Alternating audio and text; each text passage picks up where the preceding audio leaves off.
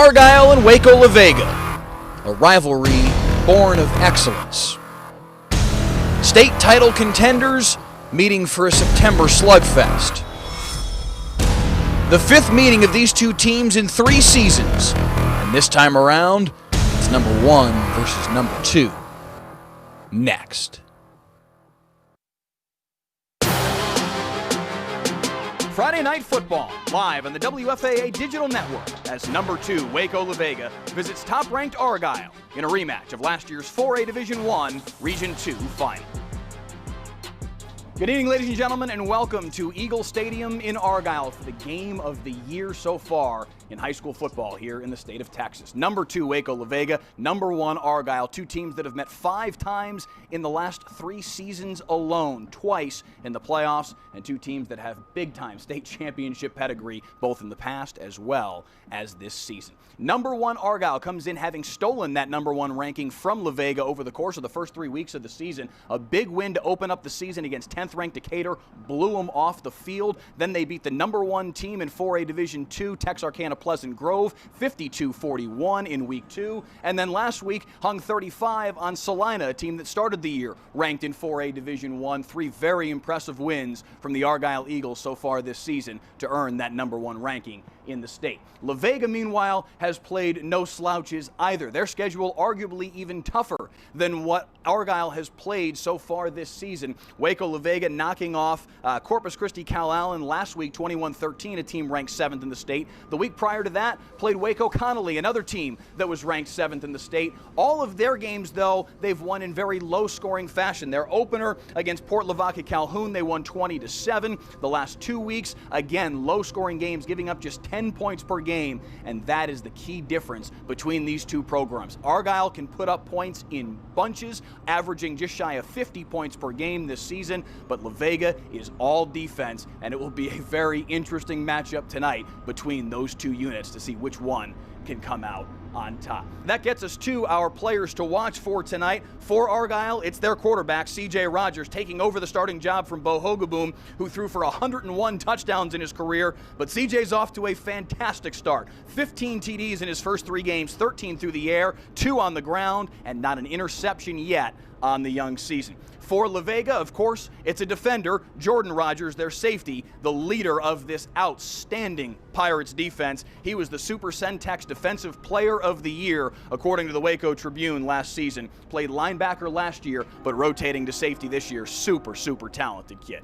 All right, let's get you our starters for tonight's football game. First, for the visiting La Vega Pirates on the offensive side of the football, they are missing their starting quarterback, Errol Rawls III. He was hurt earlier this season, has a broken arm, will be out 6 to 8 weeks, so it's Blaine Nickel starting at quarterback. You will see Jordan Rogers, though, rotate in at quarterback as well. Jarquay Walton is their bell cow, 192 yards on the ground last week, including a 71-yard touchdown run to clinch the win. Defensively for La Vega, this is where this unit really shines. Rayshawn Roberts, their defensive end, a big, talented, fast and furious defensive lineman. Latravius Johnson, their headliner in the linebacking core. Their head coach Don Hyde says he just does not miss tackles. And then, of course, it's Jordan Rogers in the secondary that is the one to watch. For the homestanding Argyle Eagles, starting lineups begin, of course, with C.J. Rogers. Tito Bice, you see listed there as the starting running back.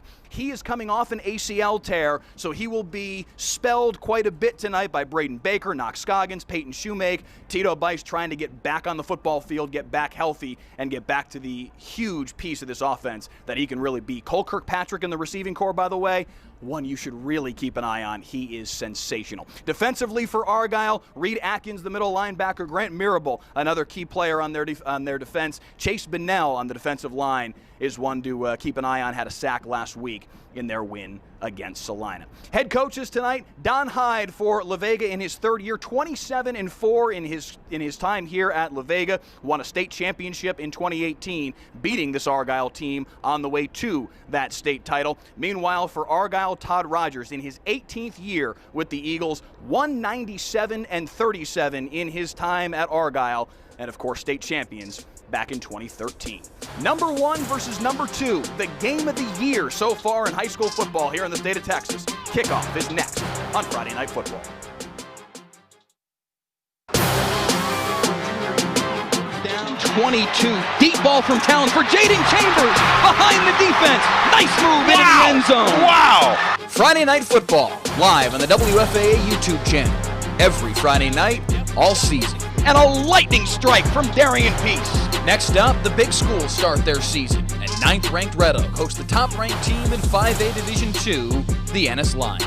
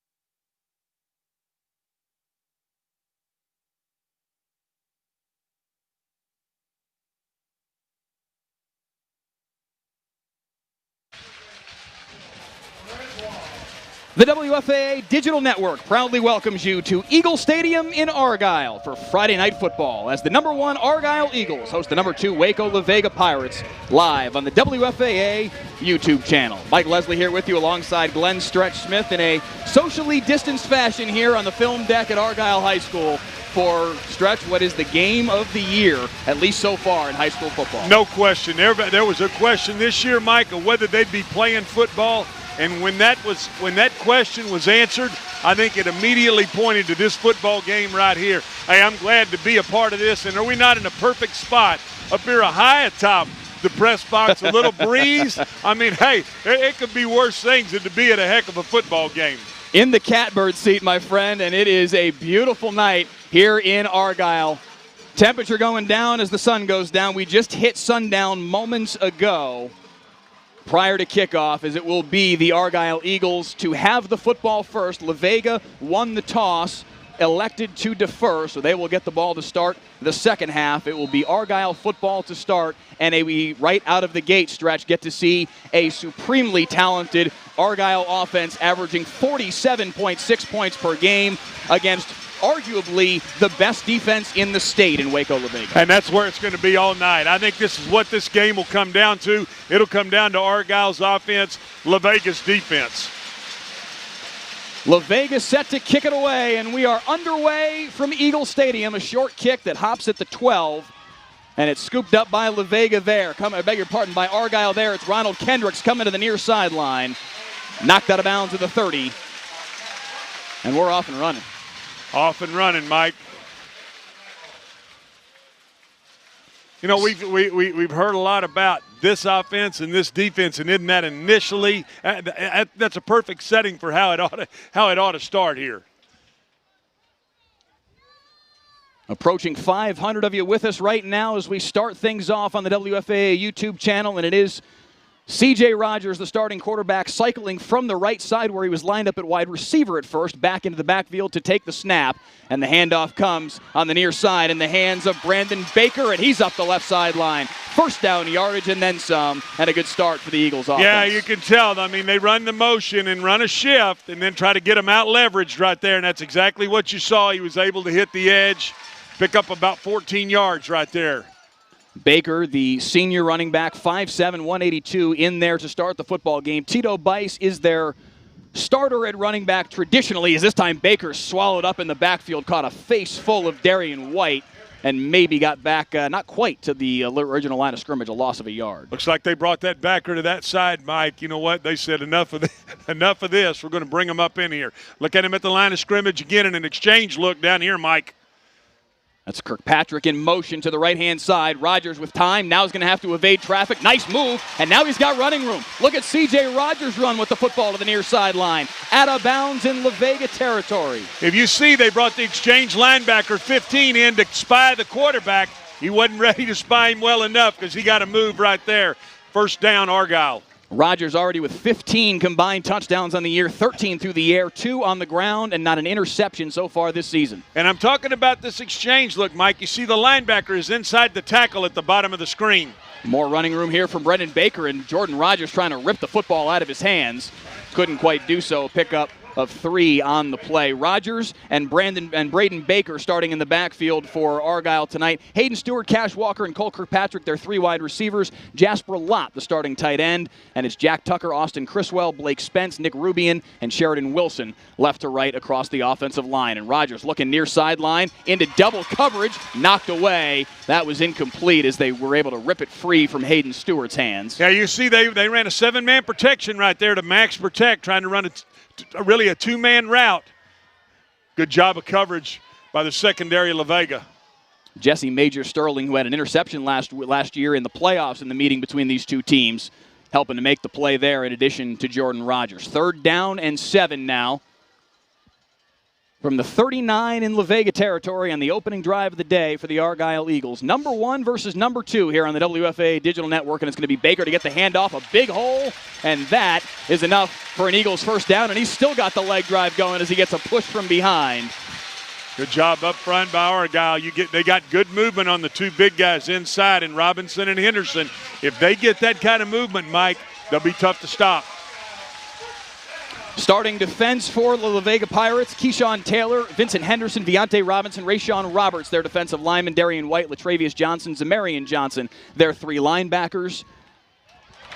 As Keeps another it on running the zone. room Look here outside, for Rogers. he's gone. Look at Rogers cutting to the outside. C.J. Rogers to the end zone. There is a flag down behind the play, but C.J. Rogers on this opening drive of the day showing off his running ability. Well, you see that receiver right there pushed him in the back, Mike. He didn't have to do that. And when he pushed him in the back, he was able then to make the cutback. But, wow, was that zone read there. They closed down on the zone, inside zone handoff, and he pulled it. That young man's got a little speed. You can tell right now he's not afraid to run it either. Had a 45-yard touchdown run a week ago in their win against Salina. He definitely has the ability to run the football and showed it off there, but it comes back because of the penalty. It will still be a fresh first down because they were well beyond the line to gain when the flag came into play. It'll be 1st and 10 at the 17-yard line for Argyle. Starting secondary, by the way, for La Vega, Marcus Willis, Javon Eigelhart, Jordan Rogers, and A.J. Burns. First time we're seeing Knox Scoggins carry the football today, and he's met with a face full of Jordan Rogers. A great job by the safety to come up right there, Mike. And that is Jordan Rogers. Good job by him. Jordan Rogers, the 3rd Waco La Vega Pirate in that family to start on their defense. His older brother Jared was a 4-year starter, 15 to 18, and their oldest brother Fred started in 13, 14, and 15. So since 2013, Don Hyde has had a Rogers starting on his defense, and they have made huge, huge impacts. Jared, the middle brother of the 3, was named by the Waco Trib the Super Centex Defensive Player of the Decade. That's how good a player Jared Rogers is, and Jordan is following in his footsteps as he was the All-Area Defensive Player of the Year last year as a junior. It is a super talented family And they've shown it, and Jordan has shown it a little bit here early on. Now 3rd down and 6, they'll call it from the 14-yard line. C.J. Rogers in shotgun, play action. End zone, double coverage, intercepted. Picked off in the end zone. That's him again, isn't it? It's Javon Eigelhart making the interception as C.J. Rogers took a chance into double coverage, looking for his favorite target, Cole Kirkpatrick, and he pays for it. Yeah, you know what? They played a one-high safety. Good job by Eigelhart right there. He just read the quarterback's eyes. Made the pick. Now, this is going to be something interesting right here, Mike. I had a buddy of mine that works for Rogers, which is the equipment and sled company. He called me on the ride over here. He said, hey, tell me how this 10-1 looking defense plays for Argyle. I said, what the hell is a 10-1? He said, they're going to line up man coverage or zone coverage, and we'll see if Gary McMurray knows what he's talking about, because he gave me a little scouting report on the ride over. Well, the 10-1 we saw a couple weeks ago from Salina. Salina's the one, as that snap goes over the head of Jordan Rogers, and he just has to pounce on it. Jordan Rogers in there to start the football game at quarterback. He and Blaine Nickel will exchange time tonight. Immediately they lose 8 yards. That's tough in that situation, because you got to try to get this after a long drive like that, Mike, and your defense is stressed. You got to make a first down. We talked about that in last week's game when we were doing Melissa Pottsboro. Yeah. And Pottsboro's defense got gassed so quickly. So 2nd down and 18, just that quickly. And this time the ball's on the ground again. Argyle football. There is a flag on the field, but another sloppy snap. And coming out of the pile with the football for the Eagles is Logan May. We'll check the flag as the head linesman speaks with our referee. But I just saw a thumbs up coming from Davis Elsey looking at the sideline, which would seem to indicate the flag is against La Vega. We'll see what our referee Jim Davis has to say here. It's a false start. The penalty is, of course, declined, and it is Argyle football. We'll see exactly where they spotted it. It looks like it's going to be right at the 10-yard line. Correct, spotting it right at the 10. Wow. So an exchange of turnovers. The defense makes a big stop, and then you turn the ball right back over. That's going to be tough to overcome right here when you hand an offense this good to football at the 10-yard line. So back comes C.J. Rogers. Braden Baker standing to his left, a 3-wide receiver set for Rogers. Lot in motion across the formation. It's Baker, straight forward off left guard, and a pickup of 5. Well, I'll mark him at the 6, call it 4. And immediately back to the line here, Mike. They're not going to mess around. They're going to try to stick this ball in the end zone. Baker, similar play. Move the big tight end in motion. Wow, that's interesting. They're using Jasper Lott kind of as the move guy and a big guy that they can try to get in space. You can tell he's a big, good-looking young man, too. Lott 6'5", 245, getting offers from multiple SEC schools, Big 12 schools, Pac-12 schools. Very, very talented tight end that has a big future. Third down and goal now from the 4. Baker again. Big hole. It closed up real quick. A nice tackle, knifing across to make the play. Latravius Johnson, the linebacker, making a very nice play. Fourth and that down, sets up and fourth down and goal. They're going to go immediately here and see if they can run this ball in. No hesitation. Rolling this way. Rogers firing. Caught. Touchdown. Now they run a little motion there, a little return motion. Got Rogers out in the flat. Put the ball in the end zone. Now that's a situation, Mike. They saw something on film that they liked all week and said, hey, they didn't even question whether they were going for that on 4th down. They get it inside the 5 or a big 2-point conversion. They knew exactly what they wanted to do, went and attacked it. A 3-yard touchdown run on 4th and goal. And C.J. Rogers with his 14th touchdown pass of the season as he hits Cash Walker for 6. Extra point is up and through, and it is 7-0. The number 1 team in the state, Argyle, leads number 2, La Vega. Can't give a good offense, Mike, the ball at the +10. It just you can't do that, and I'm sure Don Hyde and his staff right now are trying to figure out how we can alleviate some of these mistakes. It looked like they tried to kind of initially in that first snap, when that snap was bad, they were in some sort of a a wildcat look trying to get the ball out of there. The ball gets snapped over Rogers' head, puts you immediately in a 2nd and 18. That wildcat look that La Vega runs, especially with Jordan Rogers out there playing that wildcat quarterback. We saw a lot of that last year when these two teams met in the playoffs in the regional final. Rogers had 3 touchdown runs, also had a 2-point conversion run. It was very effective last year for La Vega, but through 2 offensive snaps so far tonight for La Vega, some issues with the snap. The first one got over the head of Jordan Rogers. The second one I don't think even got to Rogers. It may have bounced off a leg. It got lost in traffic, and Argyle was able to pounce on top of it. And that leads to the 2-yard touchdown pass from C.J. Rogers to Cash Walker on 4th and goal. And it's 7-0 Eagles. He's kicking this into a pretty stiff wind here. See if La Vega gets some kind of return set up. It is a short kick, high, fielded at the 26, and a fair catch called for and made.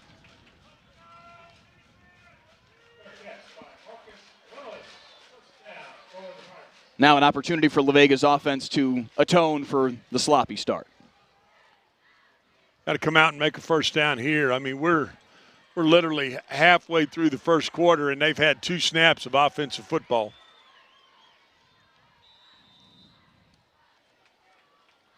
It will be Jordan Rogers to come back out on the football field in that Wildcat quarterback look. Jarquay Walton saddled to his right. Manny Ruiz also in the backfield. And Walton to get the carry as this time the snap was clean, but Argyle's defense in the backfield again, and another loss of yards on the first play. Yeah, they are. You can tell Argyle is in there within 7 yards of the football. They looks like they got 8 guys. They are going to try to do everything they can to keep La Vega from running this football. Officially a loss of 3 on the play. It'll be 2nd down and 13. Don Hyde said they can throw the football, whether it's Blaine Nickel or Jordan Rogers out there on the football field. He said it's a matter of whether or not we have to. If we don't have to, we want to run the football, and they're going to do it again here. And this time a lot more running room and a nice move by Manny Ruiz to get into the 2nd level and very close to first down yardage. It'll make it 3rd and 2. A really good 11-yard run right there. He cut up inside of that block. North and south runner puts him in a very manageable 3rd and about 2.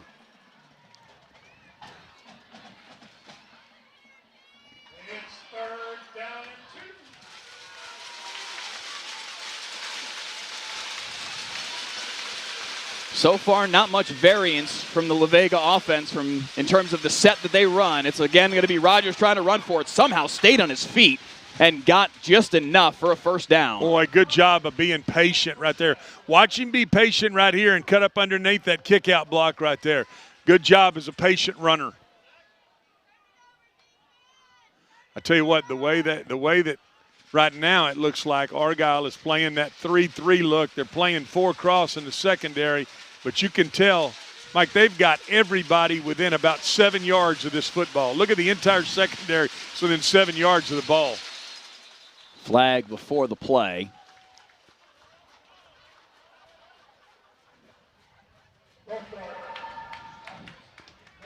Our referee tonight, Jim Davis, announcing that La Vega will backtrack once again. Our umpire tonight, Chris Thames. Headlinesman Charles Saker. Side judges Ken Roan, line judge Travis Langford, field judge Jimmy Evans, and the back judge Jason Pierce, as on a rare occasion we have a 7-man crew tonight for one of the best games across the state all season that we will see, and certainly the best game so far this year in a matchup at number 1 and number 2. 1st and 15 now. Rogers back to pass for the first time today, and looking up the seam, has a man behind the defense and couldn't quite hang on to it. Oh, wow, boy. Hey, it was a great throw right there now. Did he have that post wide open? That's where you get that 4-cross secondary, and the post was there just off the tip of his hands. Jeremiah Fisher was behind the defense, but that ball may be just a hair too far out in front of him. I'm telling you right now, if he caught that, he was going to the house.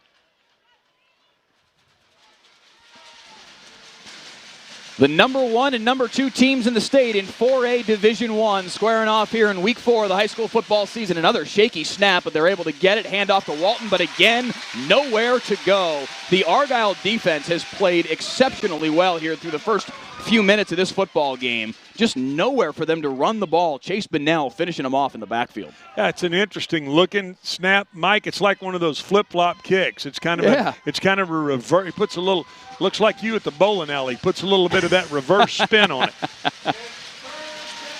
3rd down and 17 for the La Vega offense. We'll see if they go to the air once again. J. Brian Bouye to the bottom of your screen is their best wide receiver. We'll see if they look his direction. Instead, Rodgers looking up the left sideline. Has a man, but it's in good coverage, and it's picked off. Argyle with the interception. It's Jet Copeland making the pick. And for the second time today, the Eagles defense creates a turnover. You know, Mike, when you get in that situation and you go ahead and take a deep shot, it's almost as good as a punt right there. I mean, they're going to try to punt. They're going to try to pick up the try to put the ball up in the air for their receiver. Hey, he makes a heck of an interception, and really it's equivalent of a punt. Unfortunately, it counts as a turnover, and they've had the ball twice and turned the football over twice on offense. So it's 1st and 10 for C.J. Rodgers and company at their own 39-yard line as the Eagles get back to work. And he's looking right side and well covered, and the ball was low. Boy, I'm telling you right now, well covered is exactly what we got right there. It was that corner. Looks like it was Jesse Major-Sterling in coverage, one of their backup corners. A.J. Burns and Marcus Willis, their 2 starters, but Major-Sterling plays an awful lot. He was a starter last year for them in all 16 games at corner, but they moved him to the offensive side of the ball, so they're trying to spell him at least a little bit. Now some running room here for Knox Scoggins, getting up the right side, across midfield and inside the 40. Good job right there. That's a situation, Mike, where you see the running back running with his eyes. He's running where, you often hear the term press the hole, press the hole. Hey, run with your eyes and run where it feels good. Nice job. Scoggins will get the handoff again, this time nowhere near as much running room, maybe a yard.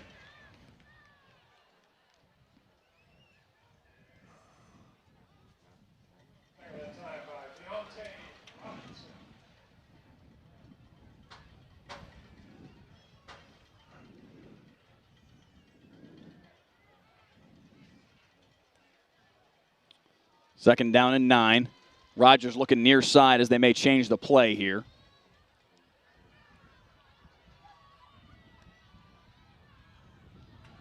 Rodgers, pressure in his face, evades it.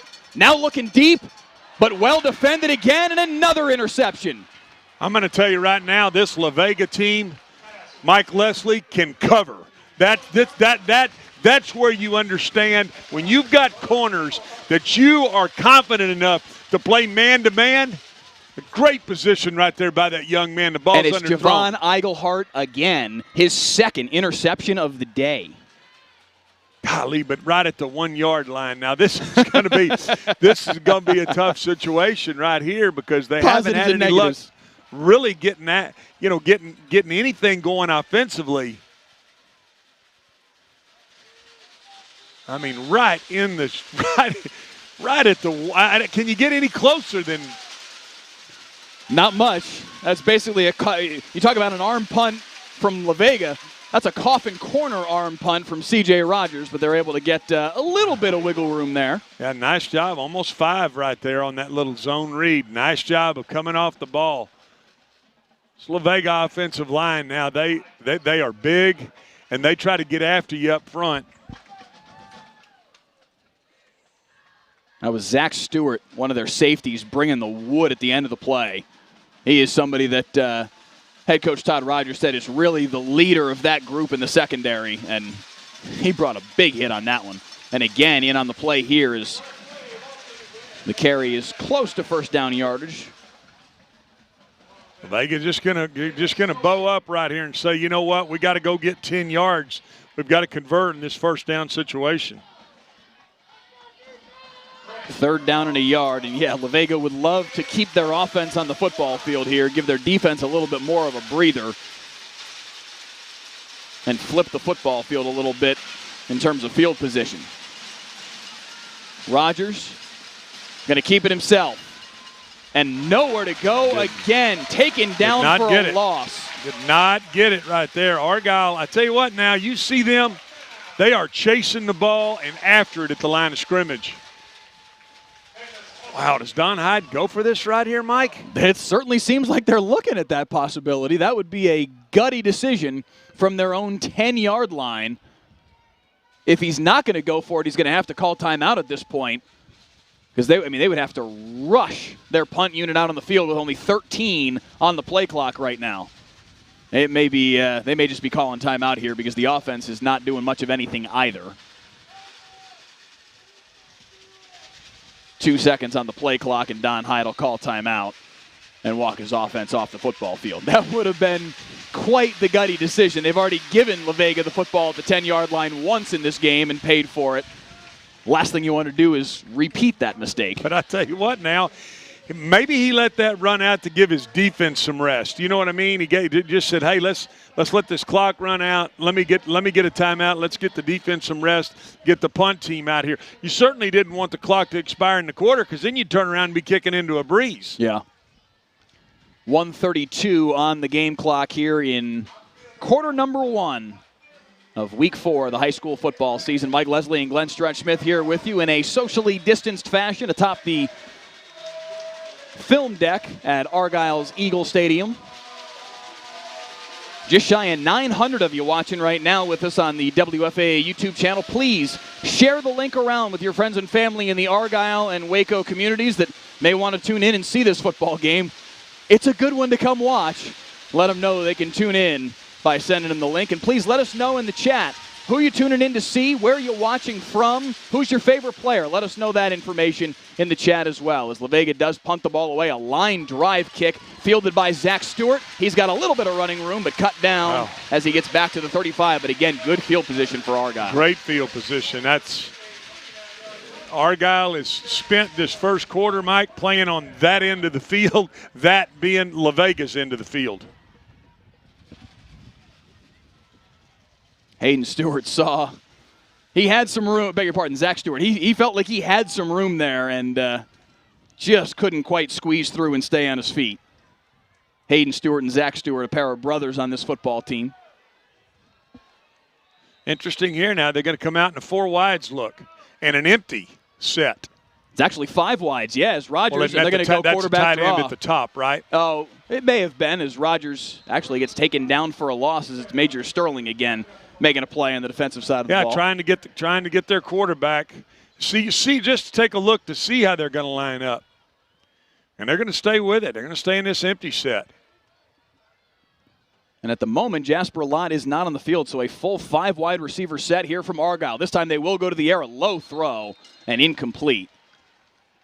C.J. Rogers maybe still getting loose here tonight. Even the touchdown pass was a little bit low and a little off target. Low again here on that throw, and it'll be 3rd down and 11.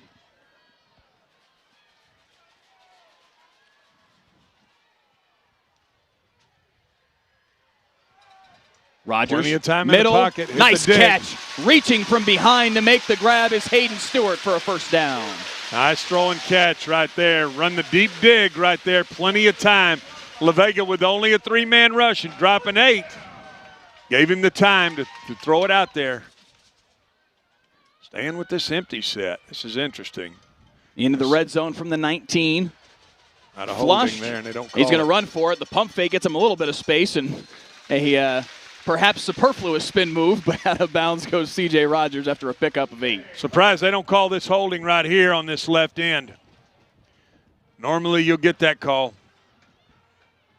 Jack Tucker, the Texas Tech commit, number 75, maybe getting away with one right there. Hard count from Rogers, got La Vega for a moment, but they get back on side before 2nd down and 2 here. Still with the empty set, 5 wides, 3 by 2, right and left. And again, the quarterback draw for Rogers, and he just caught a face full of Vincent Henderson, whose helmet came off when he made the tackle. Wow, that was a lick right there. And Vincent Henderson's going to have to come off the field, and the quarterback is down. C.J. Rogers is down on the football field. That was a lick. Only problem with running your quarterback, Mike, when you get in these situations is oh, my goodness gracious. Whoa. You're going to probably expose him to a big lick when you try to run that draw. Both helmets, in fact, came off. Henderson's and C.J. Rogers. Rogers being attended to right now by the Argyle training staff. Aaron Fowler, Edward Vega, Caitlin Ham, they're 3 trainers taking a look at the Argyle quarterback after he caught a big hit.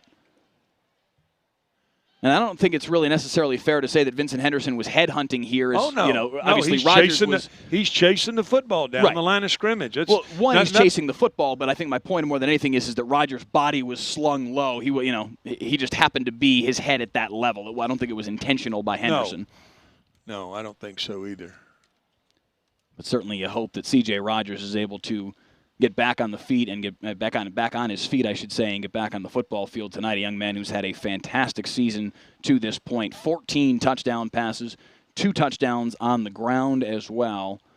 Until tonight, had not thrown an interception all season long as he takes over as the starting quarterback this year, replacing Bo Hogaboom, who set all kinds of records here at Argyle over the course of his career. 101 touchdown passes over the course of his sophomore, junior, and senior season. And 100 of those 101 came junior and senior year, 56 of them last year as a senior, as C.J. Rogers able to get back on his feet. And a big round of applause from the near side Argyle crowd, from the far side as well, from Waco La Vega. This is a young man who certainly has the respect of both of these fan bases. He played last year, even though Hogaboom was the starter last year. He did see some action in last year's regional final matchup between these two teams because Argyle was having trouble moving the football. He came out on the field late in the first half and led them down the football field on a touchdown drive that kind of got them back in the game a little bit. But it'll be Jet Copeland, their backup quarterback, to take the field now as Rogers comes to the sideline. He's walking around pretty comfortably and has now walked away from the training staff, so you certainly hope that that's a good sign that he's okay. Just gave a thumbs up to a couple of his teammates up the sideline. So I would venture a guess as to say that we'll see C.J. Rogers come back on the football field, but they do need to evaluate him and make sure that he's okay before that happens. So it will be Jet Copeland here on 1st and goal from the 9-yard line after Rogers picked up the first down on that run. Baker to the right of Copeland. He'll get the handoff. Chased from behind, able to get away. Can't quite get the corner. Somehow stays on his feet and tiptoes up the left sideline. We'll see where they mark him out of bounds, but a nice run from Braden Baker. About the 7. It's a 2-yard run right there, but it felt like a lot more than that because he kept his feet when that safety came in to hit him, bounce him outside.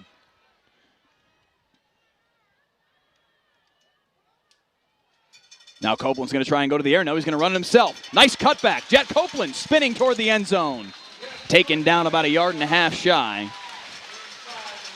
Argyle showing off a little bit of depth. Is Jet Copeland able to make a play here? Hey, didn't see what he liked in his route and said, you know what, let me keep it and stick it up in here, and got it very close. And with the cutback, left Keyshawn Taylor in his dust.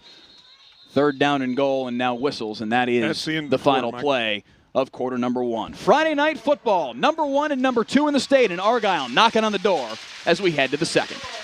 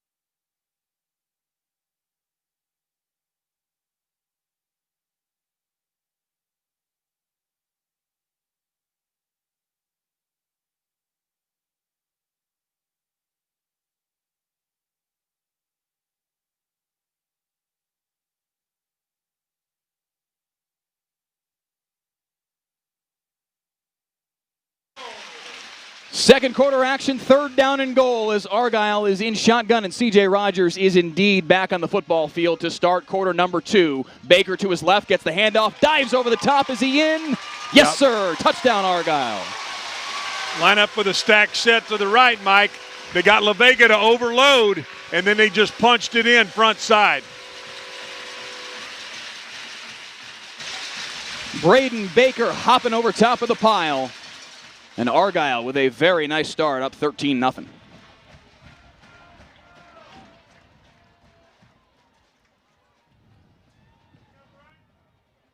So a 4th and goal score in the first quarter, a 3rd and goal from 2 yards out. Touchdown run by Braden Baker here, 5 seconds into the second quarter. And it is 14-0. Argyle in front. A year ago stretch in the playoffs, we saw La Vega jump all over Argyle, 10-0 in the early going. They led at one point 31-6 in that football game, jumped all over them in the playoffs. Tonight, Argyle trying to kind of respond in kind. And you could tell they wanted to come out and start fast. And I say that, Mike, because immediately when they got the ball inside the 5-yard line, there was never a question of kicking that field goal. They were going for it on 4th down. They had a play, and they went right at them to throw the ball into the flat. Well-designed play right here. They go overload with the tight end to the right, go back to the short side of the field. He jumps in and sticks it in for the touchdown. Can't ask for a better start than this if you're the Argyle Eagles. Creating turnovers with your defense, turning those turnovers into points. And a 14-0 start for the #1 team in the state in 4A Division I. Keep in mind, they did that into the breeze, Mike. Now you got La Vega's got it now. Yep. You know, and they missed that post early. Be interesting to see if they come back and take a deep shot, because right now Argyle defensively is lined up at the line of scrimmage and not going to let them run the football. Argyle set to kick it away. And he does too. Booted the fire out of it. Big kick into the end zone as Jesse Major Sterling lets it run into the end zone. It'll be a touchback, and it's Waco football. Well, Vegas got to figure out something right here, Mike, offensively. They've got to try to make some first downs. They've got to get some better field position. Given this Argyle offense and as potent as they are, you can't give them the football on your side of the 50. And I'm sure Coach Hyde understands that, and that's exactly what he's going to try to do right here, is go back at them. Just shy of 1,000 of you with us on the WFAA YouTube channel. Thanks so much for being with us here tonight on the WFAA Digital Network. Mike Leslie and Glenn Stretch Smith here with you for #1 and #2 in the state, as La Vega takes the football back down 14-0, and Jarquay Walton with the carry on 1st and 10 picks up 3.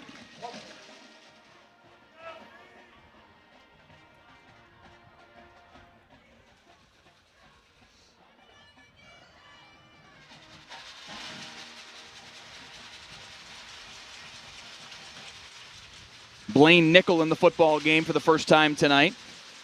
We saw Jordan Rogers in there, a quarterback, the first few series, but Nickel, perhaps the better thrower of the football between the two. They feel like both of them can throw the ball, but if you had to give an edge to somebody. Walton, handoff, nowhere to go. Again, knifing through to make the tackle for the Argyle defense. A fantastic play by Davis Elsey. And right now they're going to have to run some kind of boots or waggles, Mike, and get him out on the edge and see if they can press this ball down the field, because I can tell you right now this Argyle defense is loaded up to stop the run. You talked about it in the first quarter. We see it again right here. How many players they have within 7, 8, 9 yards of the line of scrimmage. Like Zack Stewart. Zack Stewart, the deepest of the bunch, and he's maybe 9 yards from the ball right now. But watch when it snapped. You see him moving up? He's inching up already, yeah. Walton, cut back. Good run by Jarquay Walton, and that's enough for a first down. Really good job right there. Well blocked up front. That's a good conversion for this La Vega offense. They needed that. Now, when you can get that going, Mike, that gives you a chance to play action out off of that. Look for Don Hyde to take a shot right here, play action, and off of that exact look. Walton last week, 192 rushing yards, including a 71-yard touchdown run to clinch the win over Corpus Christi Cal Allen. Both of these teams have played just hellaciously difficult schedules in the first 3 weeks of the season. As Nickel hands off to Walton again. Fights his way for maybe 3. La Vega started the year against Port Lavaca Calhoun, a state-ranked team, won 20-7. Played Waco Connolly, a team ranked number 7 in the state at that time, won 13-10. And then last week, Cal Allen was ranked number 7 in the state, and they beat him 21-13. Argyle on the flip side, state-ranked Decatur, beat them 56-9 week 1. Then beat the number 1 team in the state in 4A D2, Texarkana Pleasant Grove, 52-41. Before last week beating Salina 35-21 as the pass on the near side is incomplete. Little miscommunication there between Nickel and Soldravian DeGreat. Yeah, he thought the receiver thought they were going to. The quarterback thought he was going to run a hitch. He ran a shallow dig, and that's how bad that can look when you're running those read looks. Now, obviously, you'll see them come to the line and then look back to the offensive coordinator. He'll give them a signal where to go with the football.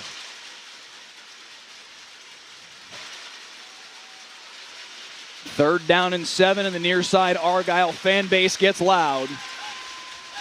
And a flag prior to the snap, and it looks like movement on the offensive line from La Vega. Vega really shooting themselves in the foot with some of these penalties early in this football game, and it's keeping them behind the chains, and that is not a good place to be versus this Argyle defense when they are loaded up like they are, Mike, to stop the run. This is a La Vega offensive line that is fantastic. They are big. They are powerful. They've got 3 returning starters, including Robert Allen, who was a first-team All-Area kid last year down there in Waco. Ivan Martinez, their center, who was the young man who was just called for the penalty, he's one of their first-year starters. He kind of false started on his own snap, and Damian Brown, a 3-year starter for this team, kind of walloped him upside the back of the head like, come on, young man, we need to get our act together here. As Rogers is back in, fires on the right side, diving to make the catch. On the far side is J. Brian Bouye. He hauls it in, but it's short of first down yardage. Yeah, good job by coverage by that corner right there. He knew where the first down sticks were. Nice comeback route. Unfortunately, it wasn't deep enough to convert. Brings up a 4th and really a long 6, Mike. And they're going to have to punt the ball right back to this Argyle offense into a pretty stiff breeze. Breeze is moving pretty strongly from our left to right as you look at your television screen. And that's what Jordan Rogers is going to have to punt into. Zack Stewart deep to return. Good punt. And that punt hits that wall and checks up at the 31-yard line.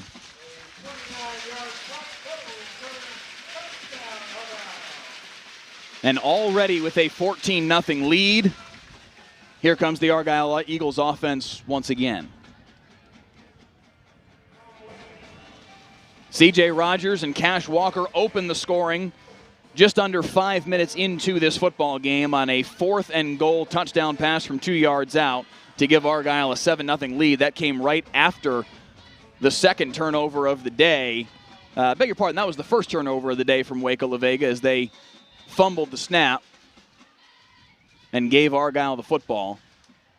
7-0 after that, and then Braden Baker scored on a 2-yard touchdown run 5 seconds in here to the second quarter to give us our current 14-0 score. Knox Scoggins running near side. You can see right there, Mike, you can see why Jasper Lott is being recruited. You see him seal that end right there, the ability to get outside.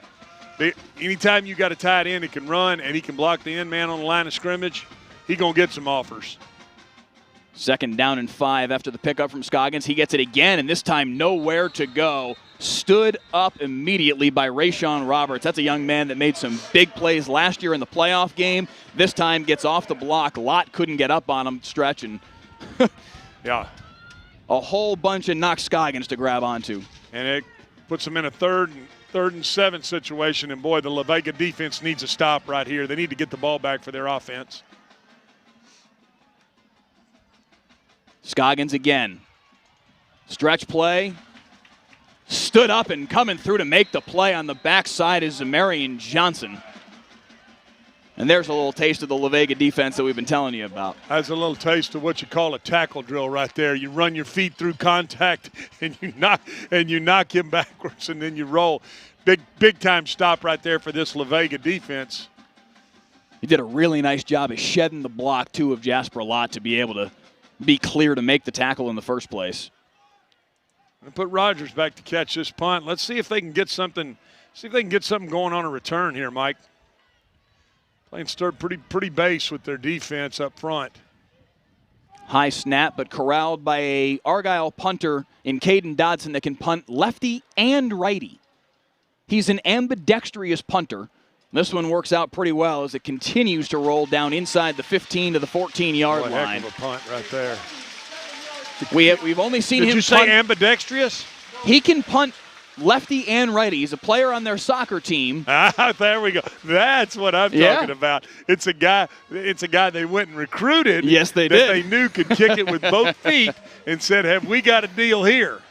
They rugby-style kick it, and they will read based on what the coverage team does and react off of that. In this circumstance, he rolled to the right, kicked it with his right, and it was a pretty darn good punt down inside the 15. La Vega can get no starting field position right now. I mean, they are starting backed up every series. It's back to nickel in there at quarterback. Walton with the handoff. Nice cutback as he finds the seam on the back side of the system. Nice job of pressing that outside hip of that tackle. Then when he feels it open up inside, puts his foot in his ground and goes north and south. Cuts right off the rear end of the junior center, Ivan Martinez. A pickup of 5.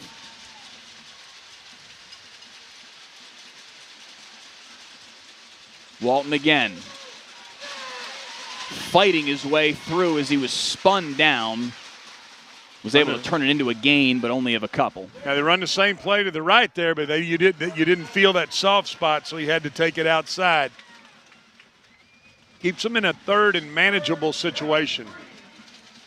Darren Champa making the stop.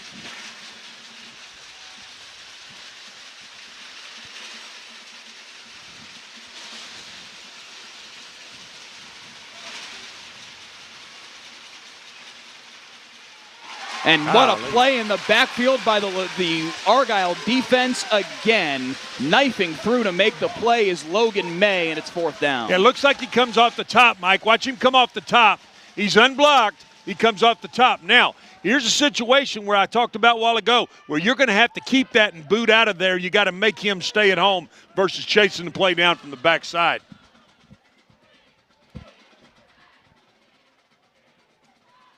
Tough start for this La Vega offense, but you got to remember they are playing without their starting quarterback, Errol Rawls, who broke his arm a couple weeks ago. Come after it right there.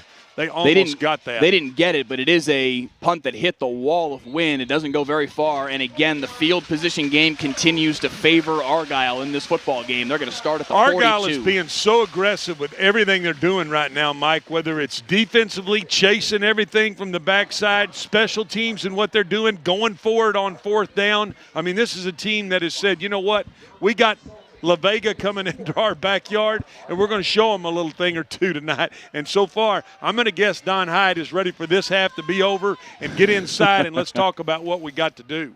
I'll tell you what, I'm seeing some comments on the YouTube stream wondering, is La Vega actually that good? Do they deserve to be ranked number 2? Listen, they were preseason number 1. This team is loaded with talent. Their defense is fantastic, as we've already seen so far tonight, but they are fighting a little bit of an uphill battle tonight. That's a deep ball up the seam, and right on cue, here comes the Argyle offense again. Rogers to Cash Walker for the 2nd time today. Anytime you can throw that post, Mike, all the way across the field, watch him throw it to the far upright right here. He leads his receiver to the far upright. Boom. Great throw and catch. How many times have I said Argyle's being the aggressor here tonight? They get great field position, go right after it, try to put this game away. The jugular shot from Rogers to Walker from 42 yards out, and it is 21-0. The Argyle Eagles, the number 1 team in the state, showing why so far. Yeah, they are aggressive in what they're doing. They're executing with what they're doing. They're protecting their quarterback.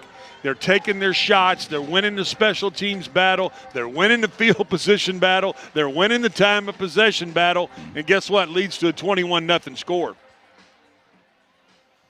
So now if you're La Vega, you've got to find an answer here. What form that comes in, we're not sure. Jarquay Walton is certainly their bell cow. They've tried to get him going. It's just been tough for them to get any sort of positive momentum downfield. Their offensive line is fantastic. We've talked a little bit about them tonight, but they are deserving of more. Robert Allen, a 4-year starter, first-team Super Centex last year, according to the Waco Trib down there in Waco. I mean, this is an offensive line that is really, really talented and big and powerful. Yep. But credit to the Argyle front. They have not allowed them to really get up on them. No question. And they're playing very good gap-control defense. They're staying where they should stay. And they got 10, 11 guys within 7 yards of the football. I promise you this La Vega offense will get it figured out, though, Mike. So Caden Dodson set to kick it away. And a line drive kick past Jesse Major-Sterling and through the end zone. He tried to run over there and catch that, and had he caught it, Mike, he had some room to run right there. This La Vega offense has they've got to get something going. If nothing else, they really don't need to give the ball back and put their defense back on the field. I started to mention it earlier. This is a La Vega team, by the way, that is playing without their starting quarterback. Era Rawls III, their normal starter. He's out 6 to 8 weeks after breaking his arm, had surgery on his arm after breaking it in week 2. And as Don Hyde said to me earlier this week, anytime you lose a 3-year starter, and he's a big-time player for them offensively and defensively, he said it's devastating anytime you do that.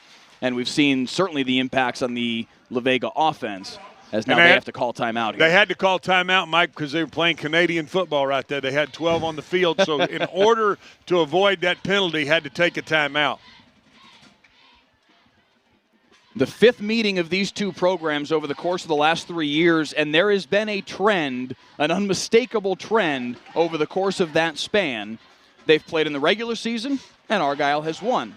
They've played in the playoffs, and La Vega has improved over the course of the season and come back and won in the postseason in 2018 and in 2019. In 18, La Vega went on and won a state championship. Last year they lost in the state title game. But that's a pattern that Don Hyde does not mind. He said last year after they lost in the regular season, almost exactly a year ago, hey, we want to win football games, obviously, but our focus is on the postseason. We're going to see them again, and we need to be ready for that, and they sure as heck were. Tonight is a night that's not going the way, at least so far, that La Vega would want, but their ultimate goal is 3-4 months on down the road.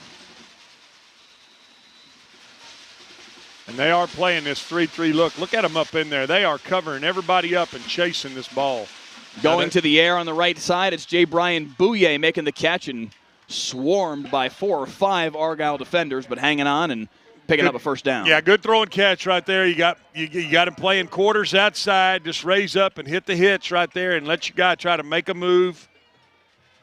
Good first down. Ball out to the 37. You may be able to hear it. The Argyle fan base all have milk cartons that they are shaking. That's the rattling that you're hearing. And they do that anytime the opposing team has the football. And Jarquay Walton cut down in the backfield again, and yet again it's Logan May. He's made some plays defensively tonight. Yeah, they've got too many guys up there, Mike. I'm telling you right now, Don Hyde, I'm sure he's got something, but he's going to have to call some play action because they are chasing the run game big time. 2nd down and 14 now as La Vega continues to play behind the sticks.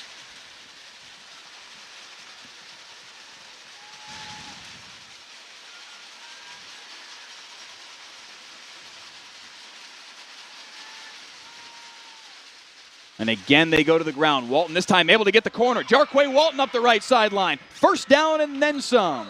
Now, Mike, if you'll notice, they were running a balanced set. Now they bring the receivers over and go back into the short side of the field. Watch the big fella get the block down the field. Blocking 2 Argyle defenders. That is big number 68, Andrew Brown, the senior right tackle.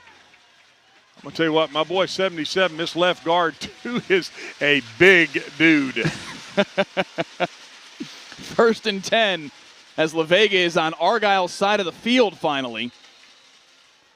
Walton for a few more and down inside the 40 to the 38. They're looking to get the edge and trying to get, you can tell, Coach Hyder, his offensive coordinator, I'm not sure. Mike, if you'll see them, they're standing behind this huddle, and they are counting numbers to either side as to where to go with the football. Watch them come up, and now watch him take a look back at his coordinator, knowing where he wants to go with his football. 2nd down and 5. Trouble.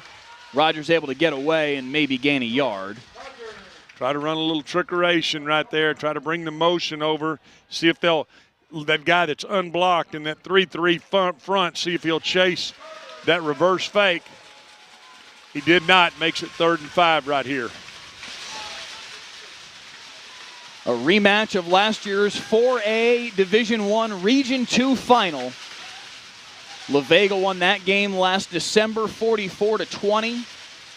Last year in the regular season, Argyle won the regular season matchup. And they lead 21-0 here, late 2nd quarter. Walton again with the handoff, spins off of 2 tackles. He was hit hard in the backfield, stayed on his feet for a moment, but not able to do much. And it's going to be 4th down as he lost 2. That is one of the best -2 runs you'll see right there now. That is a heck of a -2 yard run. Now, here's the question. And I knew here, and I was just about to ask that. Argyle takes a timeout with 1:20 to play. Do they want the ball back right here in this situation where they can give their offense a chance and with that breeze behind them? La Vega won the toss earlier today and deferred to the second half, so they will have the ball out of the halftime break. By the way, do stay with us at halftime, especially if you are a fan of the bands.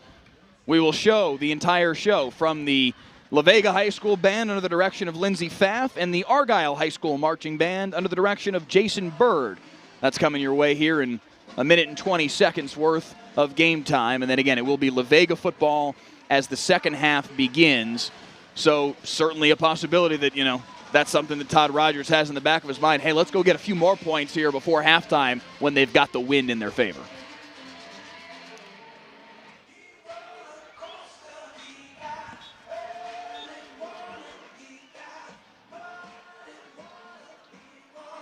Fourth down and 6 coming out of the timeout. And this is kind of no man's land where you'd certainly imagine La Vega will go for it and try and create something and keep this drive going. You know what, Mike? It looks like they are going to go for it. Rogers in there at quarterback. He is their punter too, so they could theoretically quick kick it. Instead, it's play action. Trouble immediately running up the middle, gets away from the first level. Can he get to the sticks? He got it. He got the first down. What a run by Jordan Rogers. What a play by that young man. Golly. Jasper Lott had him. Logan May had him. He got away from both, broke another tackle right as he got to the sticks, and just enough to get the first down. Jordan Rogers, what a play. And they hustle to the line right here now. They get the clock stopped. Maybe they can stick this in the end zone before the half. 1:14 on the clock. Walton gets the handoff. Spinning, staying on his feet. He is hard to take down. I tell you what, if you question whether this team with a quarterback wouldn't get after you, and you can tell it hurts them that their quarterback's not in there, They have not given up on this football game at all. And if they can score right here, Mike, going into half, we have definitely going to have us a ball game. 45 seconds to play here in the first half. 1 timeout left for La Vega. Rogers is going to go to the air. Looking deep over the middle, has a man behind the defense. Touchdown. J. Brian Bouye makes the catch for the touchdown. Touchdown, run the post, fake, run the play action there, Mike. Watch him run the play action fake to the back and then run the post right behind him. You see the safety come up and attack that dig route. They throw the post right behind it. Well-designed play and a touchdown for La Vega, and they are right back in this football game. J. Brian Bouye on the receiving end from Jordan Rogers from 27 yards out. And the La Vega Pirates have finally broken the seal on this one. 21-6 pending the extra point here from Pavel Ramirez. And with 35 seconds to play in the first half, it is 21-7 And again, La Vega has the ball to start the second half. Absolutely, the Pirates are right back in this football game. Right back in the football game. Really good drive right there, and then they cap it off with a big-time throw and catch. That's fun to watch. When they run that dig across there, that cover 4 safety breaks on the dig, and then the post is right behind it. But to call that Mike Leslie and the old Cowboy offense, called a little 48 combination. There you go. Former Cowboys coach and scout Glenn Stretch Smith here with us on the. I get to talk a little football here. Hey, Hanson won't let me do that. He says Martha on the couch doesn't give a rip about the 48 combination. Mike Leslie does give a rip about the 48 combination. That is the fundamental difference, my friend, between 13 minutes worth of television on Sunday nights with Dale Hanson and a 3.5-hour-long broadcast here for Friday Night Football. Just a bit different. 21-7 the tally right here on Friday Night Football. We got a game now. It was all Argyle for a little bit, but La Vega able to score here just before the half. And again, they get the ball to start half number 2 as well. So the Pirates are. Little confidence in that team across the way, Mike. Little confidence in that team. And they depending on where they get this ball right here, Argyle's still got 2 timeouts. Oh yeah, 35 seconds on the clock to work with, and C.J. Rogers is your quarterback, and Cole Kirkpatrick out there to make some plays on the receiving end. Yeah, there's enough time to make something happen here for Argyle for sure.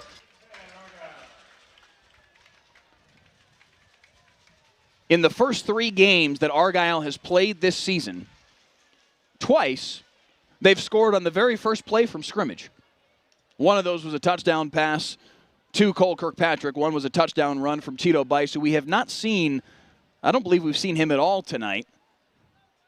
He is their bell cow when he is playing, when he's actually out on the field, but he's been battling his way back from an ACL tear that happened last year against Melissa during the regular season. Flag on the play as the throw comes near side to Cash Walker. Tito Bice, they're trying to get him back healthy and ready for district play. As great as this matchup is, as big a deal as number 1 versus number 2 in the state is, fundamentally, it makes no difference to the playoff standings. What matters is district play, as an illegal shift is called here against the Argyle offense, so that'll set up 1st down and 15. So they're trying to get him ready for district play, of course. Yeah, and right now, Mike, you got 29 seconds, and it looks like look how deep La Vega's secondary is. They're going to give you anything underneath right here. So they went right out there, tried to throw a comeback, and completed it. Unfortunately, they had an illegal shift. 1st and 15. Hand it now. Scoggins, nowhere to go. Yeah, and that's probably going to be the half right there. Hand the football, take it in with a 14-point lead. Argyle's going to go in and talk about what a great job they've done. La Vega's going to go in and say, hey, we were down 21-0, scored a touchdown right there, and we got a ball game. 21-7 the score at halftime. Number 1 Argyle on their home field, in control for most of the first half. But credit to La Vega, a score late in the half to get back into this football game, and it is Pirate football when we come back for second half action. Let's step aside for just a moment here on Friday Night Football, and we'll come back and show you the bands in just a moment.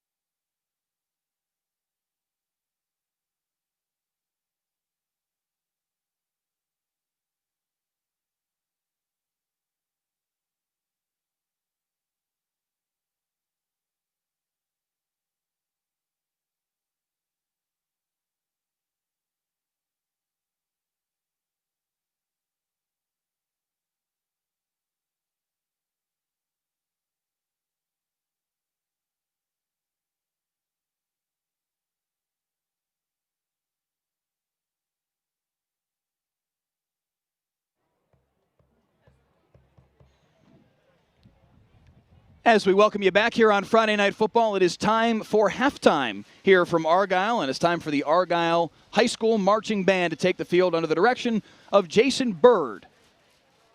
We'll let you enjoy their show here over the course of the next few minutes.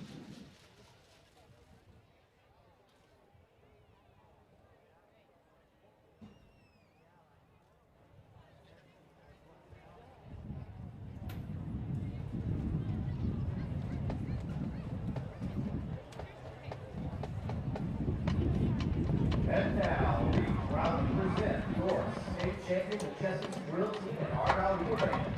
These exceptional dancers are under the direction of Ms. Jeannie Martinez. Majestic's are led off to the field side by our 2021 officers.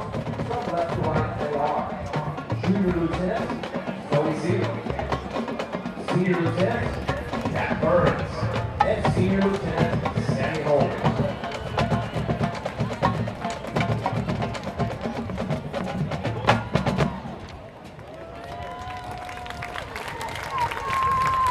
The Majestic Social Service Officers are Allie Allen, Cassie Carter, Maria de Vasconcelos, Ava Robinson, and Sophie Slade. Our Majestic of the Week is Abigail Bryant. Tonight, your Argyle Majestics will be performing a calm routine to Take On Me. Now put your hands together as your state champion Majestics and Argyle will land the light you in our halftime performance.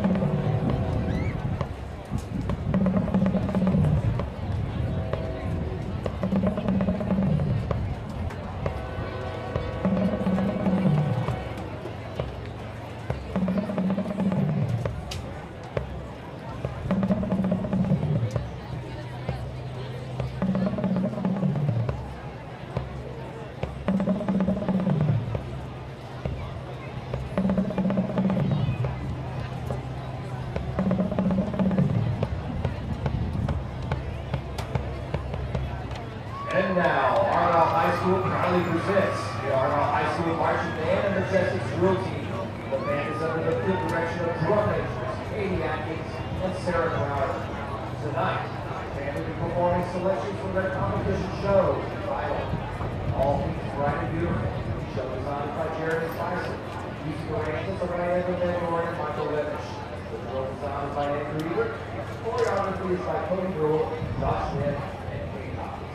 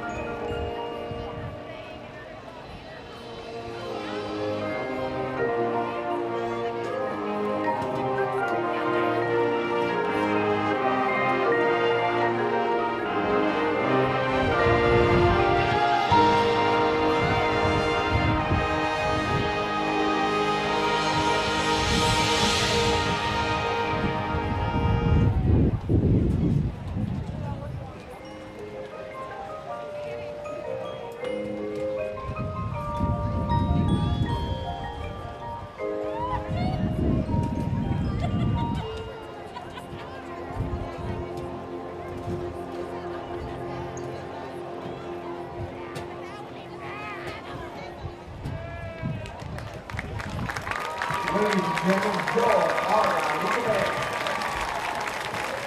Argyle man watching this one, Waco La Vega. Good luck with their season. Directors of the Argyle band are Jason Bird, Russ Burke, Michael Lewis, and James McGarrett. This year directors are Fletcher, William Beasley. Our director is Cody Newell. Principal of Argyle High School, Mr. John Dean. And the superintendent of Argyle ISD is Dr. Delaney Rice.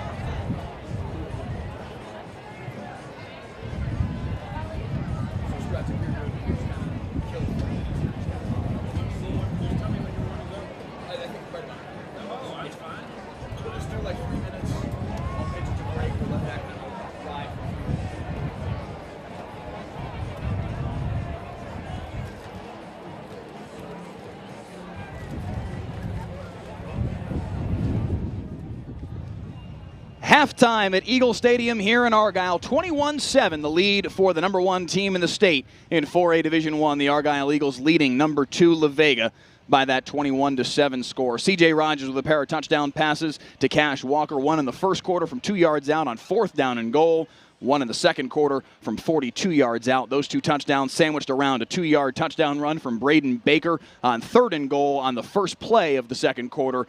Those are the 21 points from the Argyle Eagles. 7 from La Vega right before halftime, a play-action pass from Jordan Rogers up top for J. Brian Bouye. And that from 27 yards out got La Vega going a little bit. And as we bring you back here at halftime, Mike Leslie and Glenn Stretch-Smith stretched the touchdown there from La Vega before the half, a big play because now they have the ball to start half number 2. Yeah, and it sent that team into that. We saw them go into the locker room at halftime. It sent that team in there with a very, very uplifting feeling because, quite frankly, Mike, between the fumbled snap and albeit Argyle turned it over twice too, but they had the fumbled snap. They turned it over in the wrong end of the field and the pre-snap penalties. I mean, and all that comes when your quarterback's not in there. It's a different cadence. It's a different snap count. Things are a little bit different. And, you know, with him snapping the ball over his head, and it really put La Vega in a hole early. And then on top of that, then Argyle got the breeze in the second quarter and really punched it. I mean, they were taking some shots and trying to get down the field, and almost every possession that they got, I think, other than the last possession, Mike, I want to say they had one other possession. All other 4 or 5 possessions were in La Vega's end of the field. When you're playing like that, I mean, you can get blown out. And La Vega, you could tell they went in the half thinking, hey, we're back in this football game.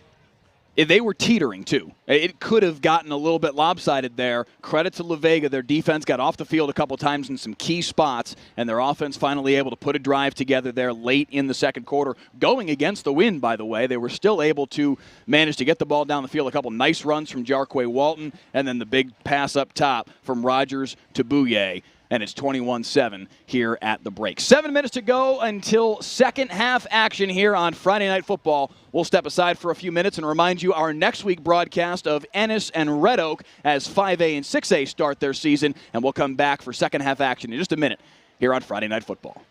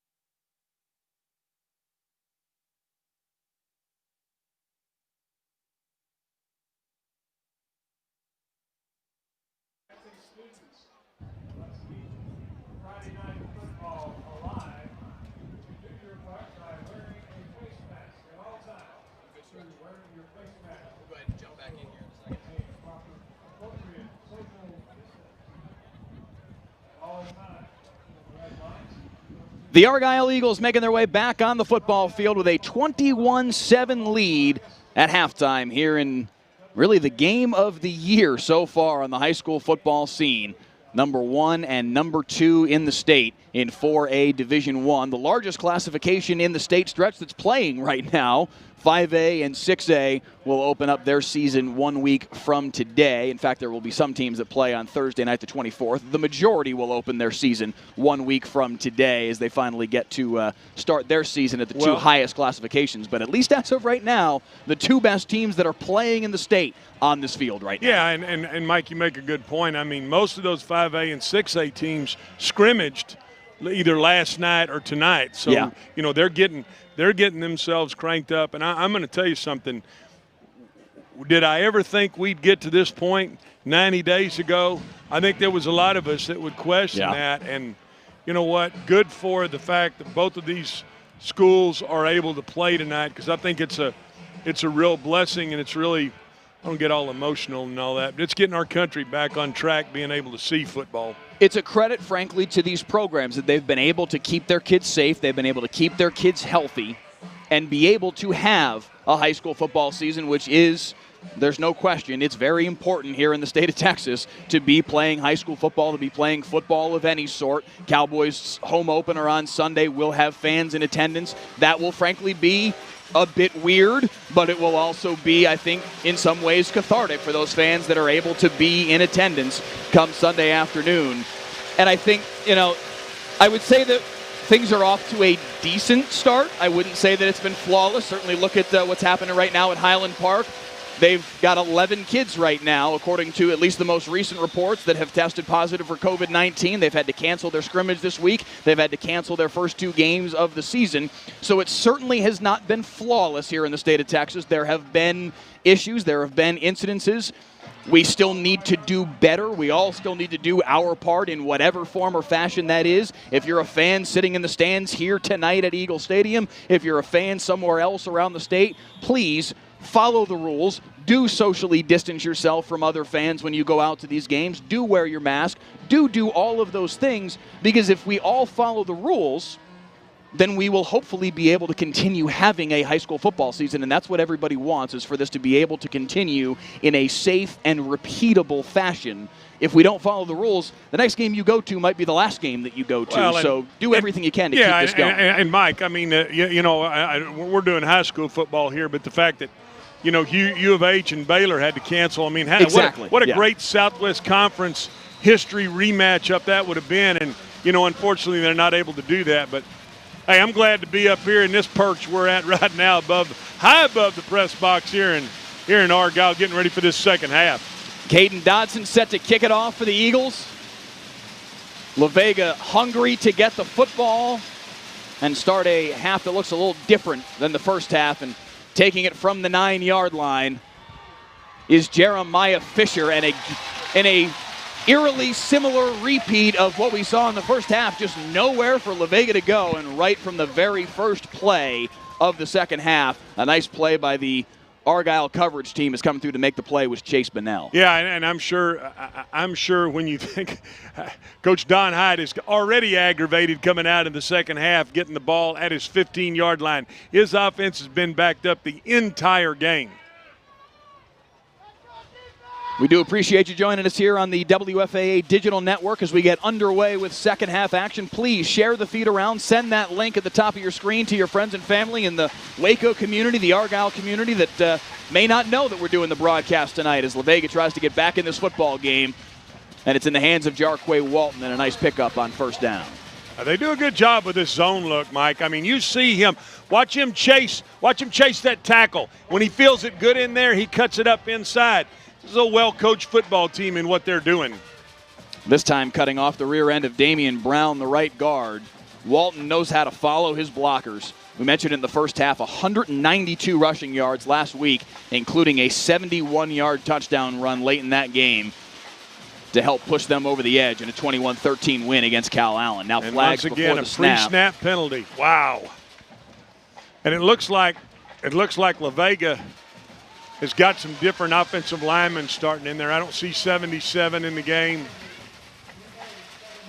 77 is Case Baggett. 75, Martinez, I believe, was the one who was flagged again here. He walked away from the line of scrimmage just shaking his head in disappointment.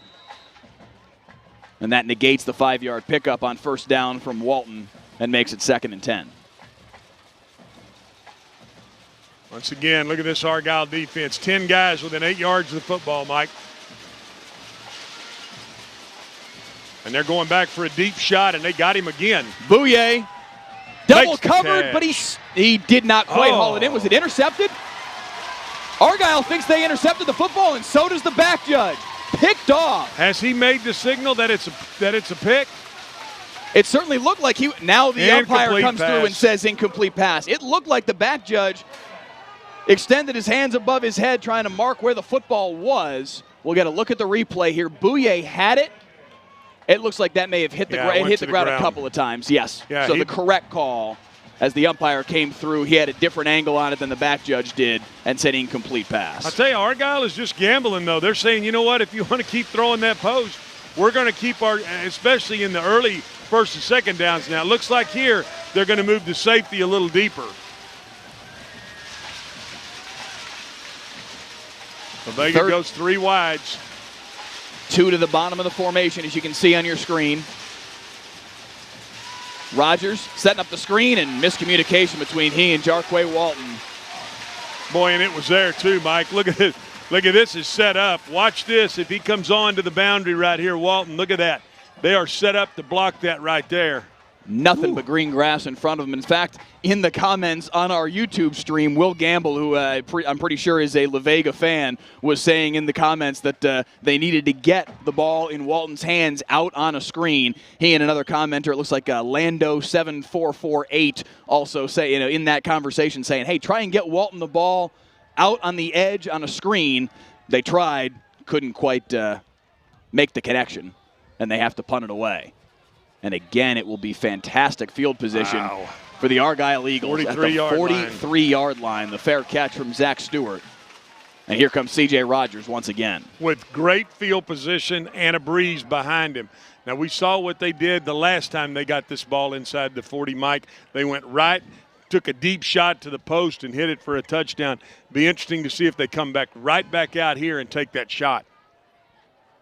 A comment on our stream here on YouTube Live saying that the quarterback has to be more patient in that situation. I think he did have time. Rogers had time to let that play develop a little bit more. I think he rushed a little bit. He's got to give ground right there to the rush and then dump the ball over the rush. But, Mike, an inexperienced quarterback. Exactly. Playing with their backup quarterback. Errol Rawls broke his arm in week 2, and that certainly makes an impact on this La Vega offense. Handoff for Baker. Nice cut up field, and he'll pick up 5 on first down.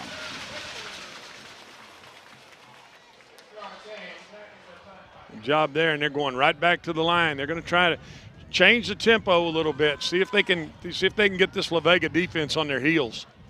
3 wides to the top of the formation. Baker with the handoff. And knifing through to make the play is Latravius Johnson. Maybe a gain of a yard. Well, this La Vega defense is very, very disciplined. And I mean very disciplined. If you question whether this team is a top 10 team, I'm talking about just on that side of the ball. That's all you need to see. They are disciplined in how they line up. They're disciplined in how they play coverage, the leverage that their safeties are at. It's a disciplined football team. 3rd down and 3. Baker again. Nice cut to evade the defender, and he's got enough for the first down, and he's still on his feet. Spinning his way inside the 30-yard line and down to the 26. A nice run from the senior Baker. Really good cut. They tried to spill that play. La Vega tried to spill it outside. He came up inside to make the first down. Baker on the year, 211 rushing yards and a touchdown on just 34 carries. In the absence of Tito Bice, he has been their leading rusher through these first 3 weeks of the season, and he's carried the ball very well tonight.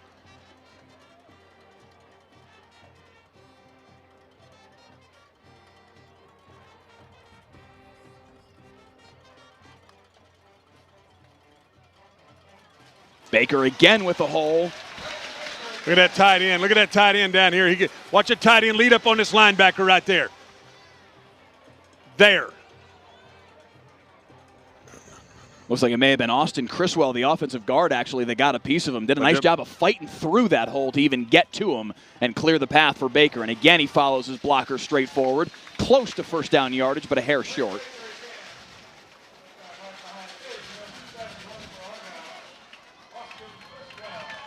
Once again, they've got this La Vega defense back on their heels. And it really is, Mike, it's all field position and how aggressive you can be as a play caller.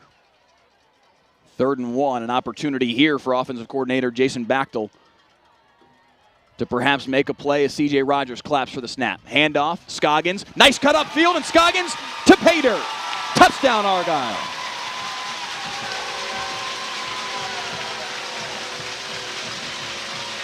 Well-designed play right there. Little inside draw. Made a good cut. Stuck it in the end zone. Knocks Scoggins from 17 yards out. And one of the best offenses in the state of Texas, averaging 47.6 points per game this season, now has 28 on the board as they extend the lead back to 3 scores. Come out, get the defensive stop, get great field position, Mike, and then take it in and score right back to a 3-touchdown game. As much as any game we've seen so far this season, Stretch, this has been very much a field position game. Oh, yeah, absolutely. I mean, and you can tell that they are feeding off the fact that they are wanting the ball in the plus territory, and then when they get it there, it's aggressive play calling to go right at a very good La Vega defense. So Argyle extends the lead back to 28-7. They led 21-0 about midway through the second quarter before La Vega was able to finally punch one in as Rogers hit Bouye from 27 yards out. But Argyle answers that and reestablishes a 3-touchdown lead. And for a La Vega team playing without their starting quarterback, as we've mentioned multiple times today, that's a tough hole to pull yourself out of. They do have home run capability in the person of Jarquay Walton. He has that. I mean, he had a 71-yard touchdown run last week against Cal Allen, who has a good defense. They have the ability to score quickly, but trying to ask your team to do that multiple times when you are a predominantly ground-based football team is a big ask. It is a big ask. And they got to come back and answer right here, Mike, if they want to stay in this game. Dodson's kickoff, fielded at the 4 and dropped, but quickly re-corralled.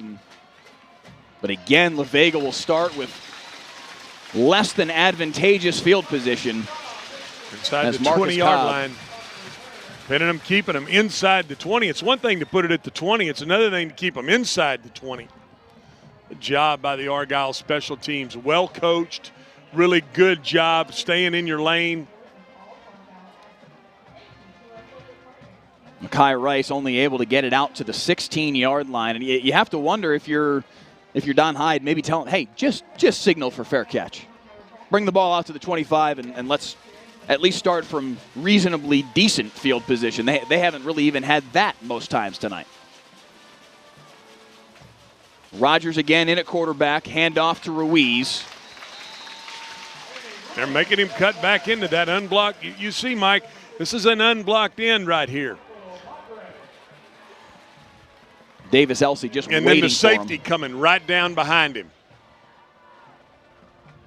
Right now, they are not worried at all about the deep throw. They have sold out in this game to stop the run with this looks to be a 3-3-5 defense.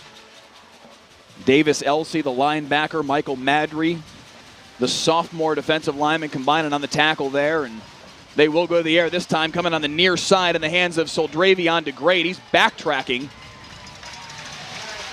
And after all of that, no gain. At about a yard, almost a yard loss, Mike. I mean, and this is what happens when you get guys pressing to make plays instead of just taking the 5-yard game, putting your team in a 3rd and manageable situation. Now you're in a 3rd and 8. Every player on the field for La Vega is trying to find that 21-point play to, boom, get him back in the football game. And you just need to be more patient than that and just chip away, but it's been hard for La Vega to do that so far tonight. 3rd down and 8. Rogers to the air. And miscommunication as that ball will sail out of bounds over the head of J. Brian Bouye. And La Vega's trending into dangerous territory here, about to punt it away, already down 21. Second straight 3 and out.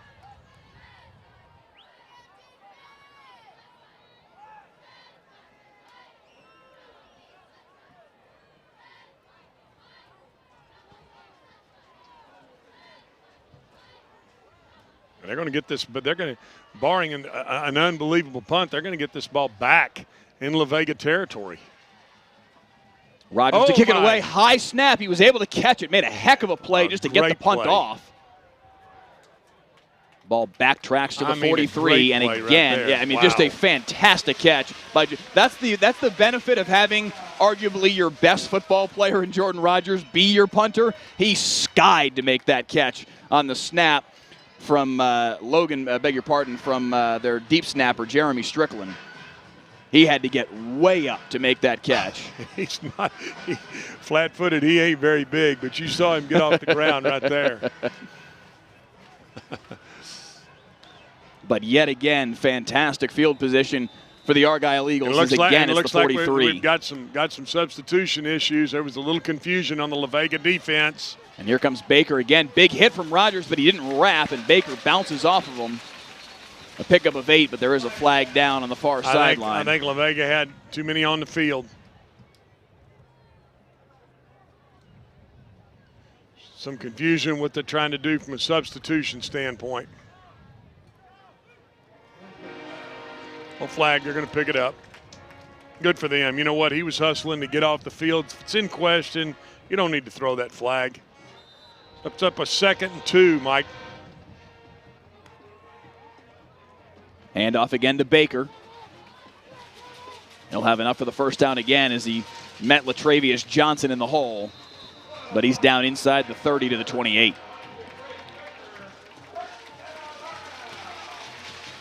This has just been a patient, methodical, in some ways dominant performance from Argyle, especially on the offensive side of the ball. And really, you could argue defensively as well. They have not allowed La Vega to get much of anything. Argyle showing why they are the #1 team in the state so far tonight.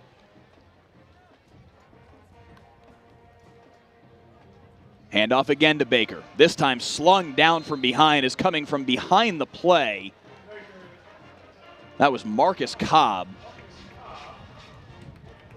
And it's a situation where Coach Hyde's going to have to gamble up and say, you know what, we're going to play man coverage here. We've got to hold these guys out.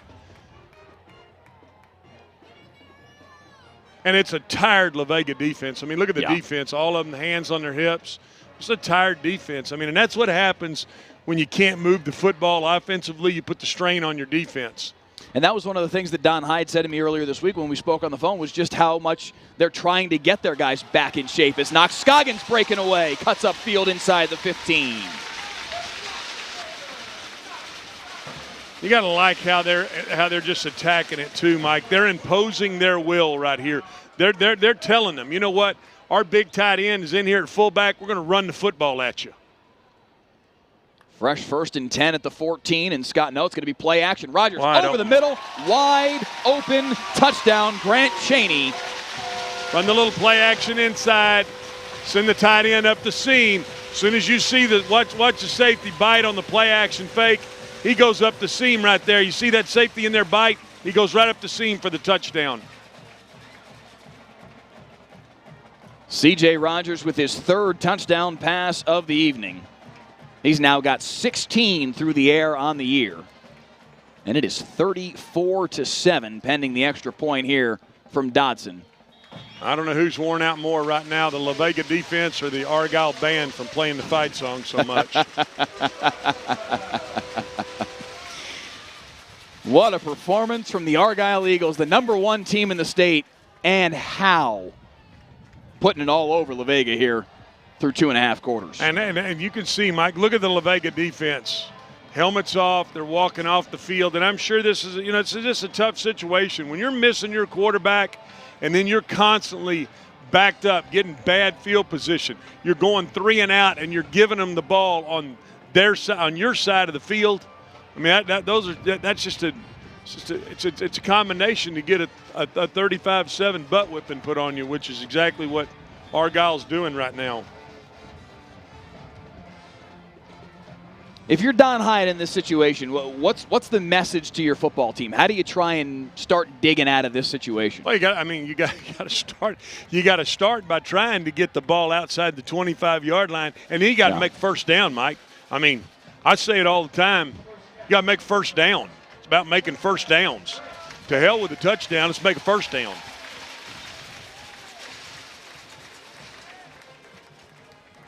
There's an individual on our YouTube stream right now that is a repeat viewer here on Friday Night Football.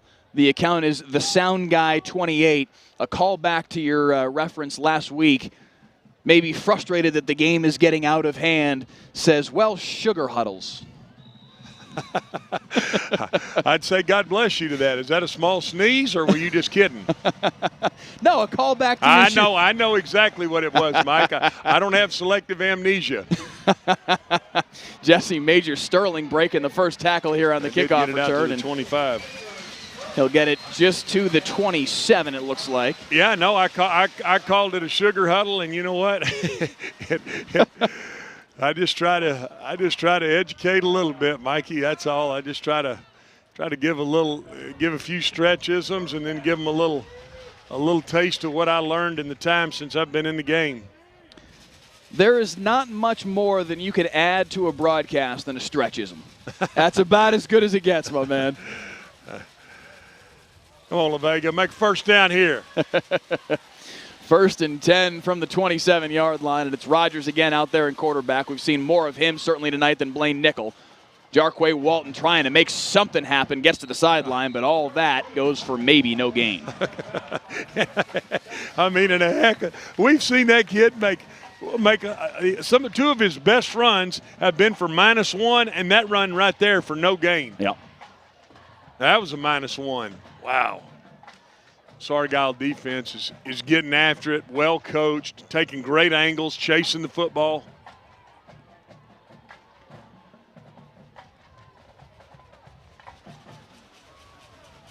La Vega needs, at minimum, 2 big plays. One from their offense, one from their defense to try and get back into this football game. Jordan Rogers maybe trying to make one right here. Breaking tackles, he's got first down yardage and then some. Out close to midfield and a first down for the Pirates. He just said, you know what, we're going to play some single wing stuff. Just snap it to the quarterback, lead up in there with the running back. We'll see if we can number up and get our best player on the edge. First down, La Vega, and they needed that right there, Mike. Lando7448, a La Vega fan in our YouTube chat, talking about what we've seen from Jarquay Walton tonight. He said he is running his heart out, and he absolutely is. It's just been hard for him to get anything going into the second level. It's been a really nice effort tonight from the Argyle defense, and Walton has had nowhere to go. But a nice run from Rogers, and it's 1st and 10, and now out comes Blaine Nickel at quarterback. Walton makes the first man miss. Flag inside the huddle. I'm afraid that's coming back for a holding. Anytime the ball bounces like that, Mike, normally that's the first thing that the judge will look for, or the umpire. Hey, you got a holding. It's going to put him put him in a tough down and distance situation again. This has been a bit of an issue for La Vega early on this season, penalties, and it has certainly been an issue tonight. Every time they get some sort of momentum, like they did just a moment ago with the Jordan Rogers run, now here comes a 10-yard holding penalty that negates certainly a big portion of that run. 1st and 20 now as the ball sits at the 38. 10 seconds on the play clock, so Blaine Nickel will need to hustle here. Down to 3 as he hands to Walton. Oh, Walton just sits down in the backfield. He's met with like 3-4 red jerseys every time he gets the football in his hand. Wow.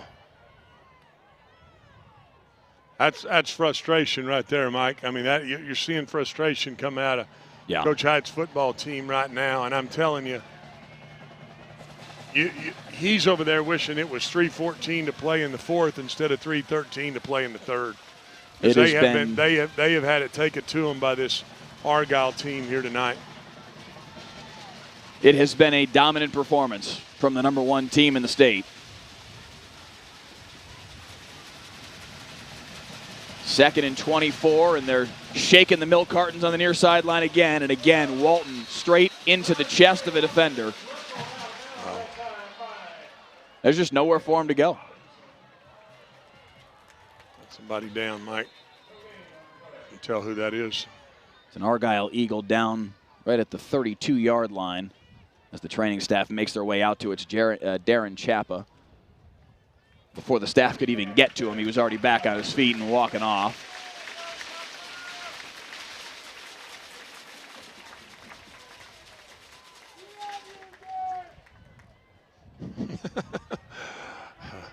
I think his grandfather's right under this perch we're in. I could hear it. We love you. And we are in a perch, Mike. If you ever been in a deer stand, this is about what it feels like right here. We got sight lines for Miles, my man. Nickel going to the air. Good throw and catch right there. Good, really good throw and catch, and it's gonna make it a 4th and 10. But you know what? When you can catch and throw, complete a comeback like that, that's a good throw and catch. They need to come back. They may need to come back to that. They're gonna have to punt it right here. 4th down and a dozen as they mark him out of bounds at the 46. Clock is starting to become a consideration here. 2 minutes and 11 seconds left here in the third quarter. And down 4 scores. La Vega, would they consider faking it? They won't. Oh, and that punt is not going to help them very much. They may have been better off to consider faking it as that one went sky high off the foot of Jordan Rogers. And you can tell he's frustrated. I mean, you know, this is a prideful football team that doesn't get in this position very often. And right now, they're very frustrated.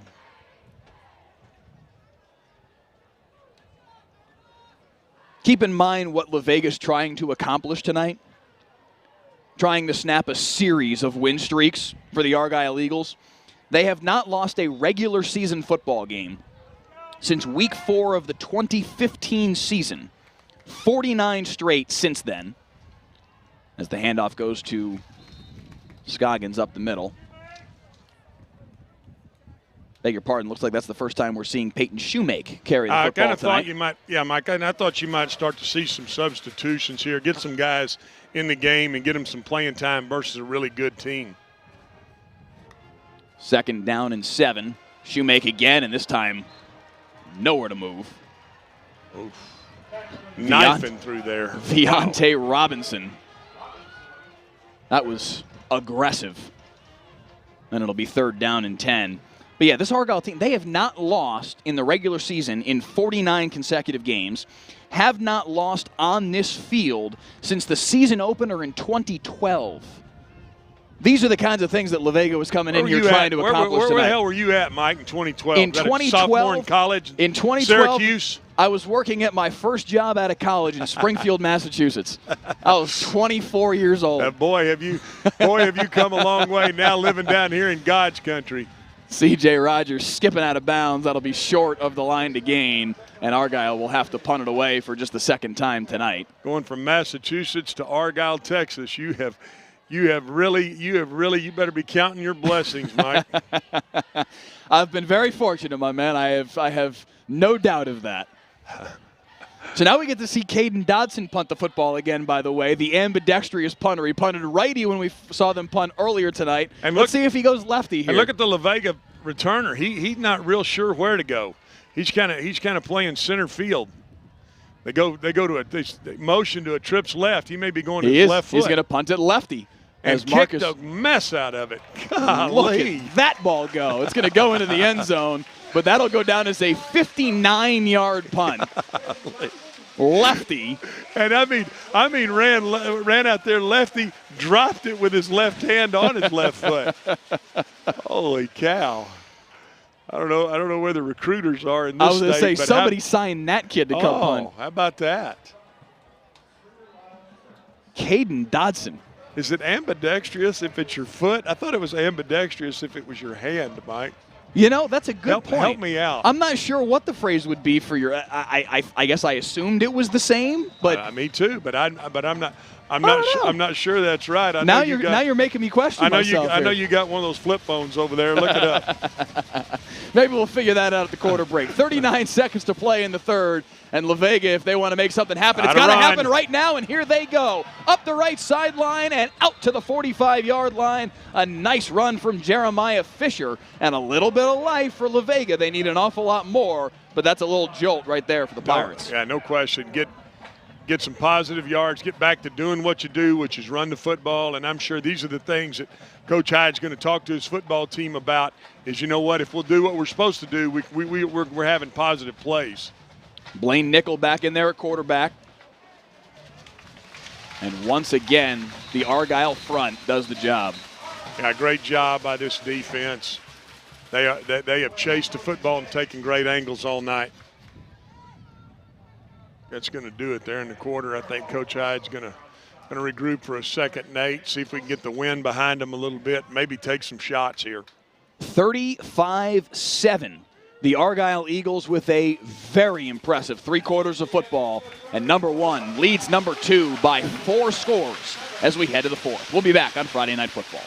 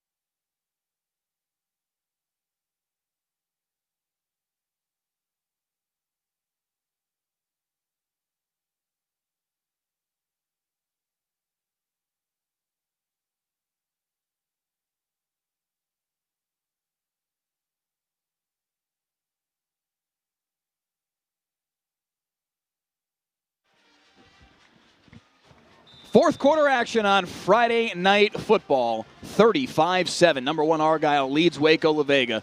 A nice run just before the quarter break by Jeremiah Fisher. Maybe a little jolt, and he gets the ball here, but this time nowhere. Oh, he breaks through the tackle somehow, but there were reinforcements for the Argyle defense, as there have been all night, and he's slung down for a loss. That's exactly right, as they have chased the football all night. You know, we heard a lot about this Argyle offense, but I'm going to tell you right now, Mike, the difference has been the Argyle defense. Yeah.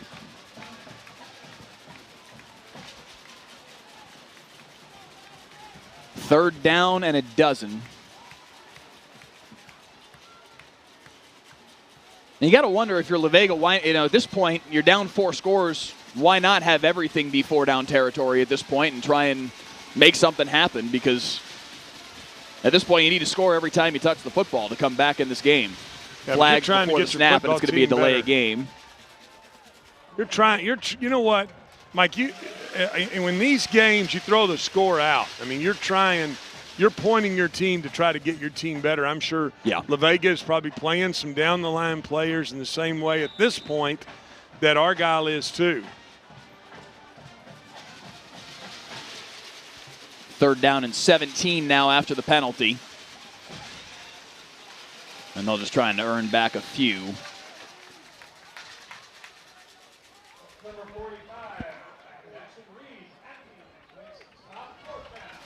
Mekhi Rice able to pick off a couple, but it'll be 4th down and 14. And La Vega will punt the football back to the Argyle Eagles. I mentioned the run that Argyle has been on. 49 consecutive regular season wins, 39 straight wins on this field. La Vega's been exceptional in the last several years as well. In the last 5 years, they've gone 74-6, winning 2 state championships in that span, 2015 and 2018. Last year, they went to the state championship game. They have been unbelievable in the tail end of Willie Williams' tenure and in the first couple of years here of Don Hyde's tenure. But tonight they have run into a buzzsaw. This Argyle defense has been perhaps better than advertised, and their offense has been as good anyway as we were told they would be, and they've certainly looked the part of the number 1 team in the state. I don't think you can question that, and they've obviously pointed to win this game since last year, and you can tell. I mean, just look around this stadium, Mike. I mean, it's full stands, and you know everybody's socially distanced and wearing a mask, but good crowd here. 1st and 10 for Argyle. Shoemake on the carry. And now the Eagles are just going to do an awful lot of that here, you would imagine, over the course of the final 10 minutes and let that time bleed off the clock. To your question about ambidextrous, Stretch, and whether there's a term for it for feet, we really weren't able to find one. There are discussions online about what is the correct term as Shoemake carries again. Nice carry coming to the near side past the hash and out to the 29. There are some theories that, you know, it could, if you wanted to come up with a word, it could be ambipedrous, something in that realm. It could be what? Ambipedrous. God bless you. That sounded like a sneeze. But there doesn't seem to be an official word for able to use both feet. Let me tell you what they call it down here where I live in God's country. Either foot. Doesn't matter. They call it either foot.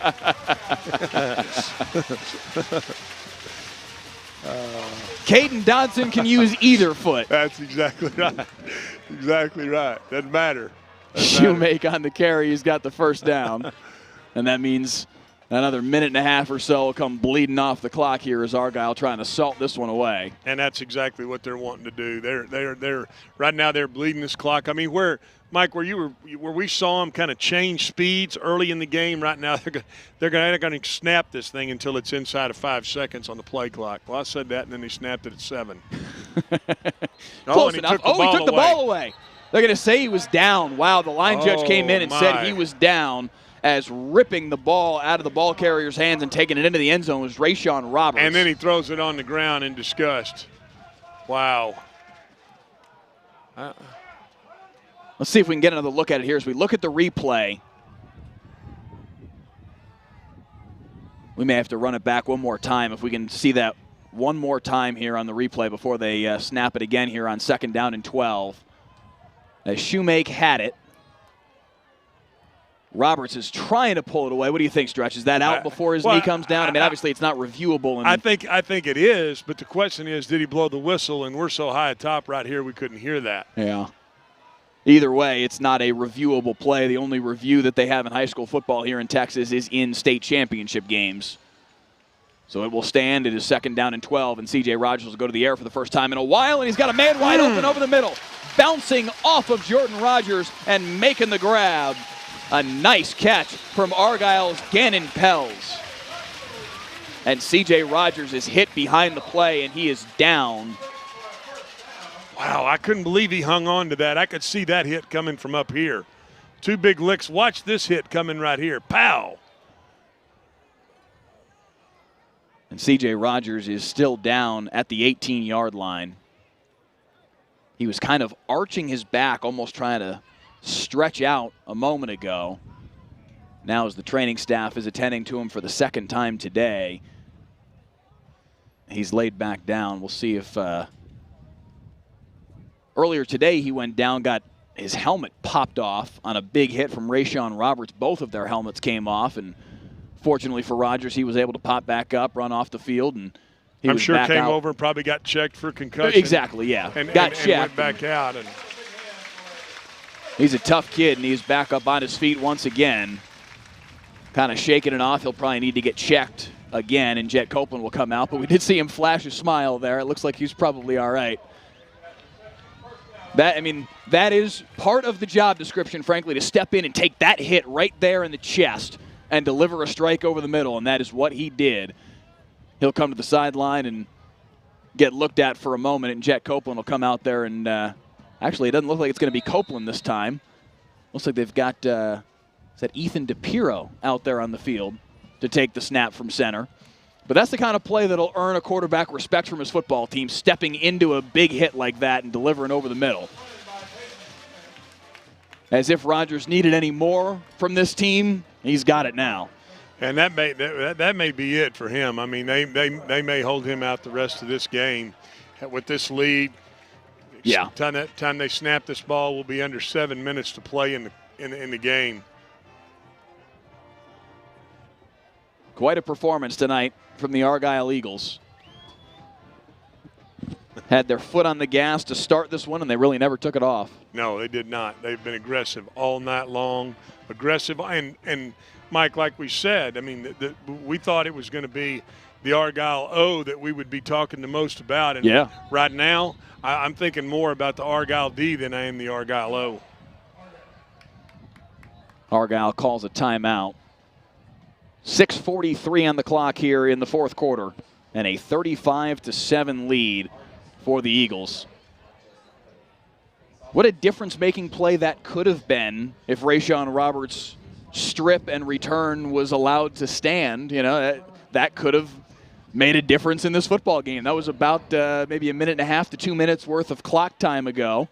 If it were 35-14 right now, you know, still a big mountain to climb, but that play not standing, frankly, is probably what was the final nail in the coffin for La Vega tonight. I think so. I think La Vega looks like their defense, which is the staple of their football team. They look tired right now. They really do. They've played a ton of snaps. They have been asked to play a ton of snaps, and they've played most of this time with their back against a wall. We have a comment from Hector Rios in our YouTube stream, to go back to your favorite term, Stretch. Ambipedal is a technical term that means able to use both feet. I'm not sure where he found that. I'm not sure if that's necessarily reliable, but I'll go ahead and trust Hector Rios here and say ambipedal might be the proper term. I think that means you can ride a bike and pedal it with either foot. Peyton Shoemake on the carry on 2nd down and 6. Picks up maybe 2. That'd be Lance Armstrong. He was ambipedal. He could pedal it with his left foot and his right foot right through the Alps.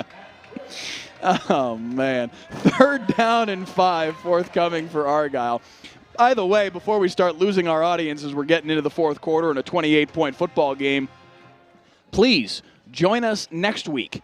Number 1 Ennis, the top-ranked team in 5A Division II, going on the road to open their season on the road against number 9 Red Oak, the number 9 team in 5A Division I. Should be a real good football game 1 week from tonight right here on Friday Night Football. 3rd down and 5 forthcoming, as it's again DePiro in there at quarterback, and they won't get the snap off in time. It'll be a delay of game. Yeah.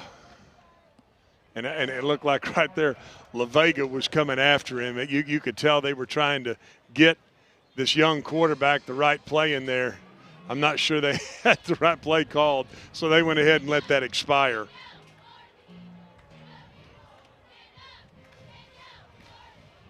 Boy, you know what, Mike? I want to take this opportunity to thank these folks out here in Argyle. I hit the exacta with those 2 Chick-fil-A sandwiches, and I tell you what, they have them down there in like one of those heated boxes. And the second one, it had moistened that bun up a little bit. Huh, you talk about good. The only thing I'd make a recommendation is, could they get a couple of those green label Dr. Peppers, that real cane sugar down there in that ice box, so you get that burn in your esophagus to chase that baby down. Glenn Smith putting a couple of suggestions in the suggestion box here at Argyle High School. And let me tell you, I'm thanking them. They saved my life. And you had me one when I got here, and as usual, I was late for crying out loud. I don't account for traffic after living in this town for 30 years. But for real, a big thank you to the folks at Argyle and down there at La Vega for helping us out and making this broadcast happen tonight, as that one was just off the outstretched fingertips and incomplete, as they tried to hit Lucas Anderson, and it will be 4th and 5. Argyle, if you didn't notice, did get the timeout there before the delay of game penalty, so it stayed 3rd down and 5, now 4th and 5 after the incompletion. And we get to see Caden Dodson again. I'm not going to say the word. I'm going to say, here comes the either-footed punter right here. Ambipedal That's pedaling a bike with either foot, Mike. I don't care what you say. Let's see which way he goes this way. Left-footed kick. And this one maybe not quite as impressive as the last one. Still good enough. It'll check up inside the 20. That ball may have been touched by a La Vega player. Oh, what are they doing here? Let's see what the officials say. That is Argyle football. Oh, wow. Wow. Let's see if we can get a replay there, Mike. What happened? If this Did he come in there to try to pick the ball up? Is that what happened? And now a flag after the play as a La Vega Pirate was frustrated perhaps with the ruling. It's number 25 here that you'll see come running into the frame. Oh, wow. And it looks like his foot did hit the football. Oh, my. And then Argyle jumps on top of it. That's Marcus Cobb from La Vega who came running in, and his right foot hit the football, and that gives Argyle the ball 1st and 10 at the 18-yard line. If this isn't, and it'll be even closer now after the penalty, it'll be half the distance to the goal line. If that isn't just a microcosm of what tonight has been for La Vega, it's just been a frustrating football game for the Pirates from top to bottom. They just haven't been able to get anything going in terms of momentum, but then they've also had just little mistakes here and there kind of build up. Turnovers, penalties. In that circumstance, just not a very smart football play, and it leads to short fields and positive situations for Argyle. And now running behind the lead block of the quarterback, DePiro. Down to the 4-yard line goes Dax Haraney.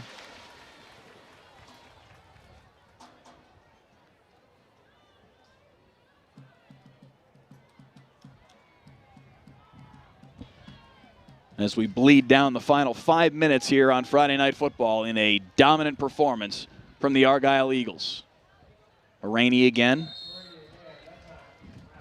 No gain.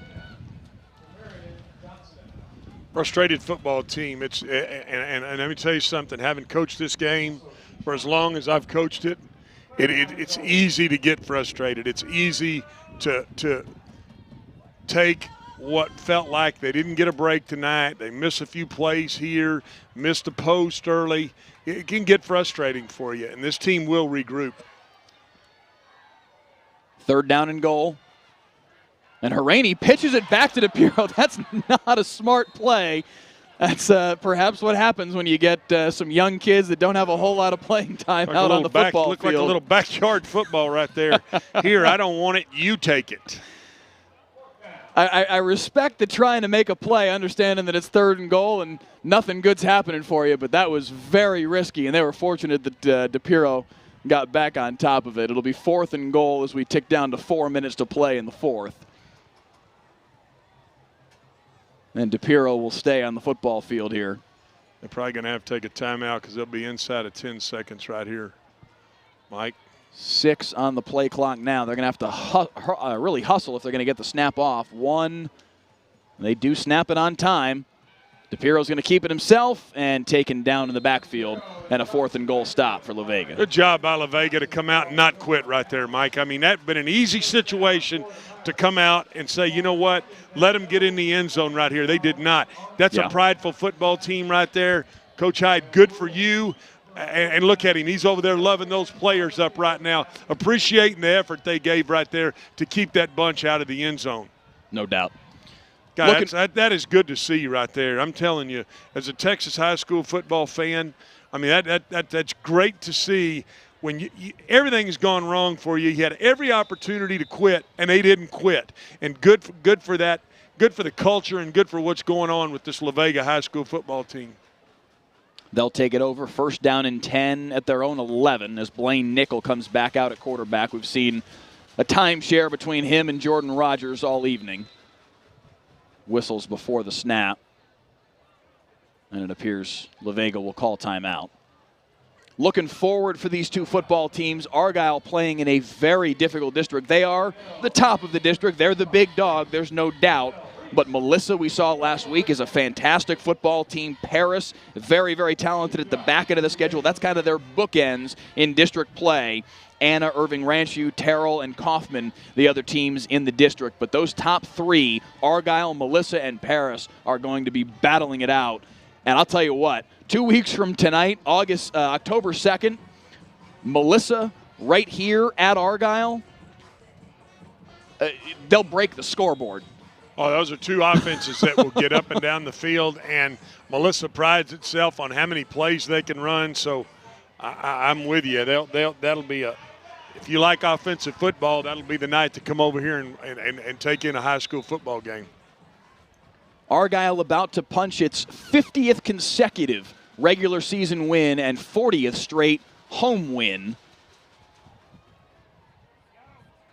They'll have a week off next week, and then that game against Melissa right here on this football field, and the Melissa Cardinals will have a chance to snap those two streaks.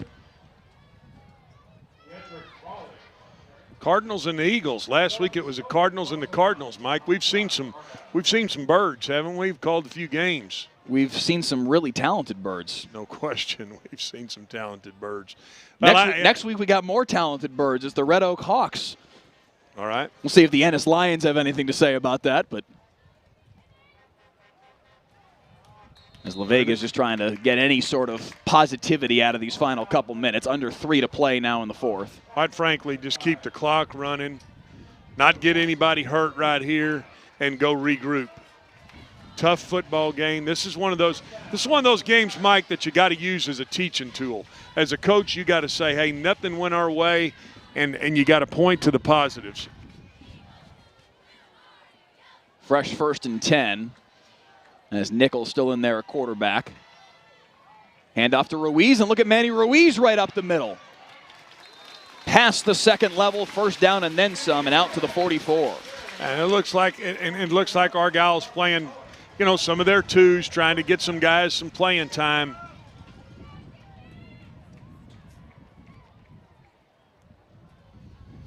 As much as tonight didn't go La Vega's way, this is still a football team that will be a force to be reckoned with in District 5-4A D1. They're a team that very likely you'll see play against this Argyle team in the regional final come December. I was going to say, you'll see this team in the playoffs. You'll see this team go deep in the playoffs. Unfortunate for their quarterback, but I'm telling you, they will regroup. This team will regroup. And at least according to what they're prognosticating right now, they're saying 6 to 8 weeks that he'll be out, which means he's back before the end of the regular season, or at least very close to the end of the regular season. When they get Errol Rawls back on the football field, he's a big impact player offensively and defensively for them. He's frankly a better defensive football player. They're a different team when he's on the football field. Nichols going deep, and that's going to be too deep for everybody on the football field. Trying to get a score late, trying to have something positive happen, Mike. But if they can get Errol Rawls back before the end of the regular season and start kind of, greasing the skids a little bit, look out for La Vega, because their defense, as much as Argyle was able to put it on them tonight, their defense is exceptional. And if they make you take it 60 or 70 yards instead of 30 yards, you're going to have a difficult time. Third down, and La Vega will pick it up.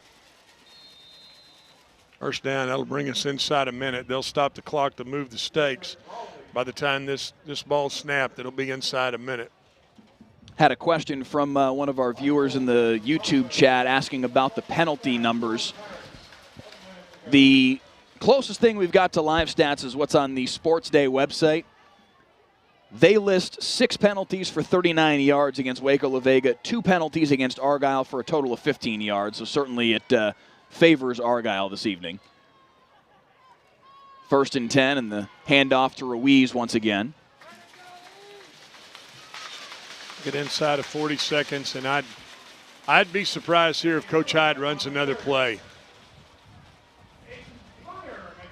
30 seconds on the clock. They certainly don't need to. And the La Vega offense walking to the sideline. That's going to do it for week 4 of the high school football season. And what a performance from the Argyle Eagles. #1 in the state and showing out tonight. 35-7, the win over #2 La Vega. Get ready to see these two teams play again in about 3 months. Yeah, they don't shake hands anymore because of the social distancing. Give a polite wave. Both head coaches a polite wave. Good win for Argyle. A regrouping situation for La Vega, Mike. But right now, we went into this game talking about Argyle's offense, and they did some good things. But right now, I'm talking about Argyle's defense. If you ask me what was the difference in the football game, it was how they played defense. It was schematically what they did and how they got after the La Vega running game. Their front six, Ty Johnson, Darren Chappa, Chase Bennell, Davis Elsey had a big night. Reed Atkins was in on some big plays. Grant Mirabal. We called Michael Madry's name a couple times. Logan May, one of their linebackers, made several big plays. Their front six was very, very strong tonight, and their safeties in support as well. Zack Stewart, their stud safety, stepped up and made some big plays. The Argyle defense, in a bit of a surprise tonight, the unit that we're talking about. Good effort, certainly, from their offense, there's no doubt. But the defense tonight coming to play and showing that Argyle is a complete football team. No question. They took the football game over from the opening kickoff, and they were able to come out and show what they can do offensively. I haven't said this either, Mike. I mean, most people don't put a lot of emphasis on special teams, but you gave us a new word tonight with the punter who could. I'm gonna say either foot. You're gonna be the thesaurus for us over there and give us what it really means. But it was an awesome display, even by their special teams. Complete win, complete effort, and you know what? This is something that team will build on. It's also something that La Vega will build on, knowing there were plays there to be made. It just wasn't their night tonight.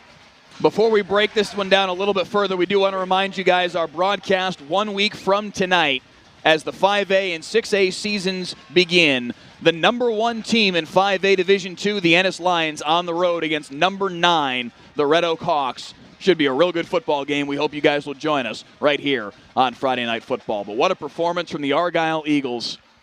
Offensively, defensively, C.J. Rogers with 3 touchdown passes tonight, 2 to Cash Walker, 1 to Grant Cheney. Knox Scoggins with a touchdown run, Braden Baker with a touchdown run. Argyle doing all of this without their starting running back, Tito Bice, who's still coming back off of that ACL tear that he suffered against Melissa last year. They hope to have him back, though, as they start district play 2 weeks from tonight. And this Argyle team that already looks fantastic only gets more dangerous when he comes out on the football field.